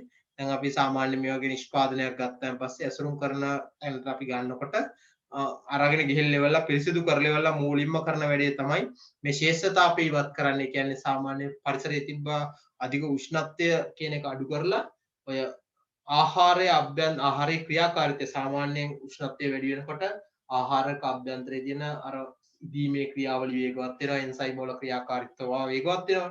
අපි කරන වැඩේ තමයි පොඩ්ඩක් සීතල කරලා ගන්න. සීතල කරගත්තාන් පස්සේ ඔය ගෙඩියක් ඇත්තේ වුණත් මොකක් හරි අපි ඇපල් ගෙඩියක් කියලා. ඇපල් ගෙඩිය ඇතුලේ සිදුවන අර උෂ්ණත්වයේ වැඩිවීම නිසා සිදුවන ඉදීමේ ක්‍රියාවලිය වෙන්න පුළුවන්, එන්සයිම් වල ක්‍රියාකාරීත්වය විදාන සිදුවන නරක වීමේ ක්‍රියාවලිය වෙන්න පුළුවන්. ඔය සියල්ලම අඩු වෙනවා එක පාටම සීතල කරලා ගන්න. පරිශුෂ්ණත්වය අඩු කරනවා. ඒ නිසා අපි කරන වැඩේ තමයි අර වගේ අසරුම් අපි අසරණ නෙල් ලෙවල් අරන් ආවන් පස්සේ පිරිසිදු කරලා අනිකුත් ඔය අසරුම් කරන්න ශ්‍රේණිගත කරන්න අනික් වැඩ ඔක්කොම කරන්න කලින් කරන වැඩේ තමයි පූර්ව ශීතලයකට ලක් කරනවා. කියන්නේ සෙල්සියස් 16ක වගේ උෂ්ණත්වයකට අපි ගබඩා කරලා තියෙනවා ටික වෙලාවක් ආහාරයෙන්. වැඩ කරන්න කලින් පිරිසිදු කරලා අර මේ පිරිසිදු කරගත්තට පස්සේ ඒවා අපි මේ විදිහට ඇසිරින් කරන්න මොන හරි අසුරුමක් වටේ දානවනම් අර දැකලා තියෙනවනේ අර ලේබල් ගහනවනම් සාමාන්‍ය ඇපල් ගෙඩිය වල ලේබල් ගහනවා ඒ වගේ යම් අසුරුමක් තැල්ලේ නැති වෙන්න දානවා. මේ වගේ වැඩ කරන්න තියෙනකොට ඒවා කරන්නේ නැතුව අපි මුලින්ම කරන වැඩේ තමයි පළතුරු ටික අපි අර ලොකු ශීතාගාරවලට ට්‍රේ පිටින් ඇතුල් කරලා තියෙනවා. උෂ්ණත්වය අඩු නැයි පස්සේ මේවයි සිදුවන අර ඉදීමේ ක්‍රියාවලිය අනිත් ඔක්කොම අඩාල වෙනවා ටික ටික. ඒකට තමයි අපි සාමාන්‍යයෙන් කියන්නේ ශේෂතාපය ඉවත් කරන්න පූර්ව ශීතනයට ලක් කරනවා. ඊට පස්සේ තමයි අපි අරගෙන ඉවරලා පූර්ව ශීතනයට ලක් කරලා ඊට පස්සේ තමයි එළියට අරගෙන අර ලේබල් ගහීම අර වගේ වැඩ ටික කරන්නේ. කරලා ඊට පස්සේ තමයි අපි කරන්නේ මේ ශීත ගබඩාවල ඇසිරීම සිදු කරනවා. නිෂ්පාදනය වඩා සුදුසුම උෂ්ණත්වයේ ගබඩා කරන එක ඇසුරුමට එක ආහාර වලට නිශ්චිත උෂ්ණත්ව පරාස තියෙනවානේ. අඹ ගබඩා කරන උෂ්ණත්වය නෙමෙයි ඇපල් ගබඩා කරන්නේ. ඇපල් ගබඩා කරන උෂ්ණත්වය නෙමෙයි දොඩම් හරි වෙන මොන හරි උෂ්ණත්වය ගබඩා කරනවා වගේ. ඒ වගේ නෙමෙයි උෂ්ණත්වය නෙමෙයි කෙහෙල් ගබඩා කරනවා නම් ගබඩා කරන්නේ. අය විදිහට ඒ ආහාරය සඳහා නිශ්චිත උෂ්ණත්ව පරාස තියෙනවානේ. ඒ ආහාරයට සුදුසුම උෂ්ණත්ව පරාසයේ අපි ගබඩා කරලා තියෙනවා. ගබඩා කරනවා ගබඩාවල ගබඩා කිරීම සිදු කරනවා. ඒ වගේම උෂ්ණත්ව පරාස පාවිච්චි කරනවා අපි ගුවනින් ප්‍රවාහනය කරනවා නම් නැව් වලින් ප්‍රවාහනය කරනවා නම් ලොරි වලින් ප්‍රවාහනය කරනවා නම් ඒ ප්‍රවාහනය කරන ප්‍රවාහන මාධ්‍ය තුල හැමතිස්සෙම අර ආහාරයේ ප්‍රසස්ත උෂ්ණත්වය පවත්වා ගන්න පුළුවන් ශීත බහලුම් පාවිච්චි කරලා නැත්නම් ශීතකරණ පාවිච්චි කරලා ඒ ශීතකරණ තුල ප්‍රවාහනය කරනවා. වෙන රටකට ගියාට පස්සෙත් ඒ උෂ්ණත්වයේම එක එහෙම විදිහටම ගබඩා කරනවා. ඊට පස්සේ තමයි ගබඩා කරලා තිබ්බන් පස්සේ ඔය ක්‍රියාකාරීත්වය අඩවලා දැන් උෂ්ණත්වය අඩු කරපුවාන් පස්සේ අර ඉදීමේ ක්‍රියාවලිය අඩාල වෙලා තියෙනවා. ඊට පස්සේ තමයි අපිට ඒ රටකට ගියාට පස්සේ අපි කරන්න පුළුවන් ඕක ඉදවීමට ලක් කරන්න ඔය මොන හරි ඉදවීම සඳහා පාවිච්චි කරන නැත්නම් අපි ඔය උෂ්ණත්ව පරාස වලින් පොඩ්ඩක් අඩු කරොත් එහෙම අඩු උෂ්ණත්ව පරාසය ගාවට ටක් ගාලා ඉදීම කියන එක වේගවත් වෙනවා. ක්‍රියාකාරී ආයේ සාමාන්‍ය තත්ත්වයටපත් වෙලා ආයේ ක්‍රියාකාරී වෙන්න පටන් ගන්නවා. එහෙම නැත්නම් අපි සාමාන්‍යයෙන් කරන වැඩේ තමයි කෘත්‍රිම ඉදවීමේ ක්‍රමවේද පාවිච්චි කරලා ඉදවීම සිදු කරන්න පුළුවන්. ඉදවල පාරිභෝගිකයන්ටපත් කිරීම සිදු කරන්න පුළුවන්. මේ විදිහට ශීත නිෂ්පාදනය කරන අවස්ථාවේ ඉඳලම ශීත දාමයක් දිගේ අරගෙනම ගිහිල්ලා වෙන රටකට ප්‍රවාහණය වන එකක්. ඒ නියමිත ප්‍රවාහන ක්‍රමවේද කියන්නේ සමහරලා මාසයකට වඩා වැඩි කාලයක් යන්න පුළුවන්. මේ නැව් වලින් ගිහිල්ලා රටකට ගිහිල්ලා ගබඩා වෙන සමහරලා අවුරුද්දක් විතර ආසන්න කරන මාස කිහිපයක් යන්න පුළුවන්. සාමාන්‍ය ලංකාවට ඇපල් එහෙම ගේනවා. ගොඩාක් පරණ ඇපල් තියෙන මාස 6 7 එහෙම පරණ වෙන ඇපල් වර්ග හැටියට ඒත් පවිත්‍ර වෙන්නේ නැති ඒ කියන්නේ නරක වෙන්නේ නැති වෙන විදිහට අර ශීත දාම නියමිත ප්‍රශස්ත පරිසරවල නියමිත ක්‍රමවේදවල පවත්වාගෙන යාම සිදු වෙනවා. ඒක කරන්න ප්‍රධාන වශයෙන් බලන්නේ මේ ශීත දාම උපයෝගී කරගන්න එක තමයි ඒක ප්‍රධාන වැදගත් වෙනවා. උෂ්ණත්වය අඩු කිරීම කියලා. මුලින්ම කියනවා කෘෂි නිෂ්පාදනවල ආරක්ෂා කරගන්න වඩා හොඳම ක්‍රමවේදම අඩු උෂ්ණත්ව ගබඩා කිරීම. කියන්නේ ජලයේ ඉවත් වීම අඩු වීමක් සිදු වෙනවා. පසුඅස්සන රෝග පැතිරීමත් අඩු වෙනවා. ඇතිලීන් මගෙන් අස්සන වලට කරන හරිය කියන්නේ එතිලීන් හෝමෝන ස්‍රාවණ පස්ස තමයි දෙන්න පටන් ගන්න. මේ ඉදීම කියන දේවල් ඔක්කොම පාලනය කරලා ශ්වසන වේගය අඩු කර ගැනීමේ හැකියාව මේ ශීත දාම තුලින් ශීතනය කියන ක්‍රියාවලිය හරහා ශීත පාලන පරිපාලනය පදනම් වී ඇත්තේ නිෂ්පාදක ශ්වසන ශීඝ්‍රතාවය පාලනය කරේ මගින් අස්සන වල ජීවකාලය උපරිම කිරීම හා උසස් තත්ත්ව පවත්වා ගැනීමට පූර්ව ශීතනයේදී ශේෂ තාපය ඉවත් කොට අත්‍යවශ්‍ය තාපය ජනනය වීම අඩු කිරීම සිදු කරන අතර මේ අත්‍යවශ්‍ය නෙමෙයි මේක පොඩ්ඩක් හදාගන්න.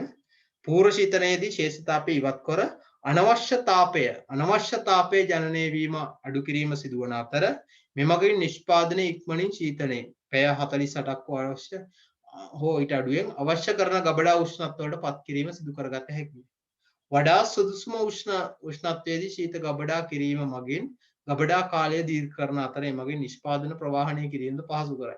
ශීත ගබඩා කිරීමේදී එළවලු හා පළතුරු ප්ලාස්ටික් ඇසුරුම් හෝ පොලිස්ටයිරින් ඇසුරුම් තුළ ගබඩා කිරීම සිදු කරනවා. පොලිස්ටයිරින් එකෙන් තමයි අර ෆෝම් එකෙන් තමයි අර ඇපල් ගෙඩිය අර බහලුම් වගේ හදලා තියෙන්නේ. අය වගේ නැත්නම් ප්ලාස්ටික් ට්‍රේ එකක් පාවිච්චි කරනවා. ඒ වගේ ඇසුරුම් වල ගබඩා කරලා තැලෙන්නේ නැති වෙන විදිහට ඔය ශීත දාම හරහා ප්‍රවාහනය කරනවා කියලා තමයි කියන්නේ. පලිබෝධ පාලනය සඳහා උම රසායනික ද්‍රව්‍ය වගේ දේවල් තමයි පාවිච්චි කරන්නේ. ඒ විදිහට කරලා අර වැඩි තියා ගැනීම සඳහා පරිරක්ෂක පාවිච්චි කරනවා වෙනුවට මෙතනදී කරන්නේ අර ශීත දාමය කියන ක්‍රියාවලිය හරහා ඒ කියන්නේ ශීතනයේම තමක් තියාගෙන ස්වභාවිකවමනේ වියකෙන්නේ ආහාරය. ඒ ස්වභාවිකව වියකීම සඳහා බලපාන සාධක ඇති වෙන්න නොදී උෂ්ණත්වය අඩු කරලා ඉවර වෙලා අන්නේ මත් සුද්ධ ජීවී ක්‍රියාකාරීත්වය දරන ක්‍රියාකාරීත්වයට පණ කිරීම සිදු කරන්න පුළුවන්. අන්න එහෙම කරලා ආහාරය පවත්වා ගන්න එක තමයි මේ ශීත දාම වල ප්‍රධානම කාර්යය. ඊට පස්සේ අපිට පුළුවන් මේ කියන ක්‍රියාවලි ක්‍රම ගබඩා කිරීමේදී මේ තත්ත්වය ඇති කරන්න පුළුවන්. අසනු ප්‍රවාහනය සිදුවන හානිය අවම කරගන්න අපිට පුළුවන්. නුසුදුසු ඇසුරුම් භාවිතා කිරීම මගින් ප්‍රවාහනය සිදුවන අසනු විනාශ වීම නිසා නුසුදුසු ඇසුරුම් භාවිතයෙන් ඉවත් වීම සිදු වෙන්න පුළුවන්. ප්‍රවාහනය ඇසුරුම් වශයෙන් සුමට පෘෂ්ඨ සහිත මැනවින් වාතාශ්‍රය ලැබෙන ප්ලාස්ටික් ලී පෙට්ටි වල ඇසිරීමෙන් හානිය අවම කරගන්න පුළුවන්. ඇසිරීමේදී එළවලු හා පළතුරු රල් ලෙස පරිහරණය නොකළ යුතු අතර අනවශ්‍ය ලෙස තද කිරීම නොකළ යුතුය. ඇසුරුම් පිරිසිදු කර ඇසිරීමට ගැනීමගත යුතුය. ඇසිරීමේදී පළතුරු එකිනෙක ගැටීම වැළැක්වීම සඳහා ගෙඩි වෙනම එතීම හෝ ගෙඩි අතර සිහින්ව ඉරන ලද පත්තර කැබලි වැනි දෑ දැමීම වඩාත් ආරක්ෂක සහිතයි කියන්නේ. ඉන්දුණු පළතුරු සමග එළවලු ප්‍රවාහනය සුදුසු නැත. යට හේතුව ඉදුණු පළතුරු මගින් පිටවන එතිලීන් වායුව නිසා එළවලු දීමට ලක් වෙන්න පුළුවන්. අස්සනු ප්‍රවාහනය සඳහා පැටවීමේදී ප්‍රවේශමෙන් රැගෙන යා යුතුය. ඒ සඳහා ට්‍රොලියක් භාවිතා කිරීම වඩාත් යෝග්‍යයි. පැටවීම සඳහා රථය තුරට නැගීමට පාපුවරක් ඇත්නම් ඒ වඩාත් ආරක්ෂිත සහිතයි. අර සාමාන්‍යයෙන් වෙන්නේ උස්සගෙන ඇවිල්ලා කරේ තියාගෙන ඇවිල්ලා දරස් කාලේ වල ලොරිය උඩ දබක් කාලා අතාරිනවා. එතකොට තැල්ල ප්‍රමාණය වැඩි. මෙතනදී කියන්නේ ට්‍රොලියක් වගේ එකක් අරගෙන තල්ලු කරගෙන ඇවිල්ලා හිමින් සිරිය උස්සලා ඉවලා ලොරියට දාන්න කියලා තමයි. පඩිපෙළ සාමාන්‍ය උඩ අරගෙන යන්න තියෙනවා නම් පඩිපෙළක් වගේ එකක් පාවිච්චි කරලා හිමින් සිරිය උස්සලා ඉවරලා තියන්න කියලා තමයි. මම කියන්නේ හිමෙන් තැලෙන ප්‍රමාණය අඩුම කර ගැනීම සිදු කරන්න පුළුවන් කියලා. උදේ කාලයේදී හෝ රාත්‍රී කාලයේදී ප්‍රවාහනය කිරීම අධික උෂ්ණත්වය ඉහළ යාම වළක්වා ගත හැකිය. දවල් කාලයේ ප්‍රවාහනය සිදු කිරීම නම් ඒ සඳහා ශීතාගාර පහසුකම් සහිත වාහන භාවිතා කරන්න කියලා. වාහන වලට ඔරොත්තු දෙන ප්‍රමාණයට පටවාගෙන ප්‍රවාහනය කිරීමෙන් බොගොවට සිදුවන යාන්ත්‍රික හානි මෙන්ම උෂ්ණත්වය ඉහළ යාමෙන් සිදුවන හානිද වළක්වා ගන්න පුළුවන්. තැම්බෙන එක නවත්තන්නත් පුළුවන්. පුවන ප්‍රමාණයට වඩා වැඩිපුර දාපුවාන් පස්සේ තැල්ල ප්‍රමාණය අවම කරගන්නත් පුළුවන්. ඊට පස්සේ කියනවා අස්සනු පටවා වාහන සුමට ලෙස පැදවීම ප්‍රවාහනය සිදුවන හානිය අඩු කරන්න පුළුවන්. අස්සනු පැටවීමෙන් බෑමේදී ප්‍රවේශම් කළ යුතුයි. මේ වගේ අස්සනු හානිය අවම කරගන්න පුළුවන්. ලොරි වල සේවකයන් කිසි විටක අසුරන මත මළු මත වාඩි වී හෝ හිඳගෙන යාමට ඉඩ නොදිය යුතුයි. අර පළතුරු එළවලු වල උඩ ඉඳගෙන යන කට්ටිය අනේක නවත්තලා නම් කරගන්න පුළුවන්. කෘෂි තාක්ෂණ ක්‍රමවේද භාවිතයේදී එළවලු හා පළතුරු ප්‍රවාහනයේදී තැලීම වැළැක්වීම සඳහා නව ප්‍රභේද සකසන රත්න රෙඩ් ලේඩි වර්ගයේ පෙපොල් තිල්න වර්ගයේ තක්කාලි කරලා පස්සේ පොඩ්ඩක් අර ඝනකම වැඩි. ඒ වයින් එතකොට තැල්න ප්‍රමාණය සාපේක්ෂව අර සාමාන්‍ය ප්‍රභේද වලට වඩා ටිකක් පොත්තේ ඝනකම අර දෘಢතාවය වැඩි කරලා තැල්ල ප්‍රමාණය අවම කර ගැනීමේ හැකියාව වෙන විදිහට ප්‍රභේද හදලා තියෙන ප්‍රභේද වගේ දේවල් පාවිච්චි කරලා මේ වැඩ කරන්න පුළුවන් කියලා කියනවා. ඉතින් අපි ප්‍රධානව කතා කරන්නේ එළවලු හා පළතුරු වල කියන්නේ කල් තබාගත නොහැකි අස්සනු වල පසු අස්සනු ක්‍රියාකාරකම් භාවිතයෙන් මේ අස්සනු වැඩි කාලයක් තබා ගැනීම සඳහා අසනු ආරක්ෂා කර ගැනීම සඳහා පසුවස්සනු හානිය අවම කර ගැනීම සඳහා පසුවස්සනු ක්‍රියාකාරකම් වලදී මොන වගේ අවස්ථාවලද හානි සිදු වෙන්නේ? ඒ හානිය අවම කර ගැනීම සඳහා මොන වගේ උපක්‍රමද ගන්න පුළුවන් කියලා අපි මෙතනදී කතා කරමු. එතනදී ඒ කොටස අවසන් වෙනවා. අපි මූලිකව මුලින් කතා කරා નિયમિત පරත අවස්ථාව හරියටම හඳුනගන්නේ කොහොමද? නැත්නම් හරියටම කල්තවාගත නොහැකි අසනු වල අසනු නෙලන අවස්ථා නැත්නම් පරිණතියට පත්වන අවස්ථා වර්ග මොනවද? ඒ අවස්ථාවට පත් වුණාද කියලා හරියටම හඳුනා ගැනීම සඳහා භාවිතා කරන ක්‍රමවේද මොනවද? භාවිතා කරන්න පුළුවන් ක්‍රමවේද මොනවද? එහෙම ක්‍රමවේද පාවිච්චි කරලා નિયમિતම අවස්ථාව හඳුනාගත්තට පස්සේ නිවැරදි විදිහට අසනු නෙලලා ඒවා පාරිභෝගික අතර පත්වන අවස්ථාව දක්වා විවිධ ක්‍රමවේද පාවිච්චි කරනවා. ඒ ක්‍රමවේද වලදී මොන මොන අවස්ථාවේද හානි සිදු වෙන්නේ සහ ඒ හානි මොන වගේද කියලා කතා කරලා ඒ හානි අවම කර ගැනීම සඳහා භාවිතා කරන්න පුළුවන් ක්‍රමවේද මොනවද කියලා අපි සරලව කතා කරපු තමයි මෙතනදී ප්‍රධාන වුනේ. හරි, එහෙනම් අද අපිට කතා කරන්න තියෙන කොටස මෙතනින් අවසන් වෙනවා. අපි ඊළඟ දවසේ කතා කරනවා පසස්වන හානි අවම වන පරිදි මත්ස්‍යස්වනු පරිහරණය කරන්නේ කොහොමද කියලා. ඒ කොටස කරන තුරු අදින් අපි මේ කොටස අවසන් වෙනවා. ඔය සියලු දිනාටම සුබ රාත්‍රියක් කියලා පාඩම අවසන් කරනවා.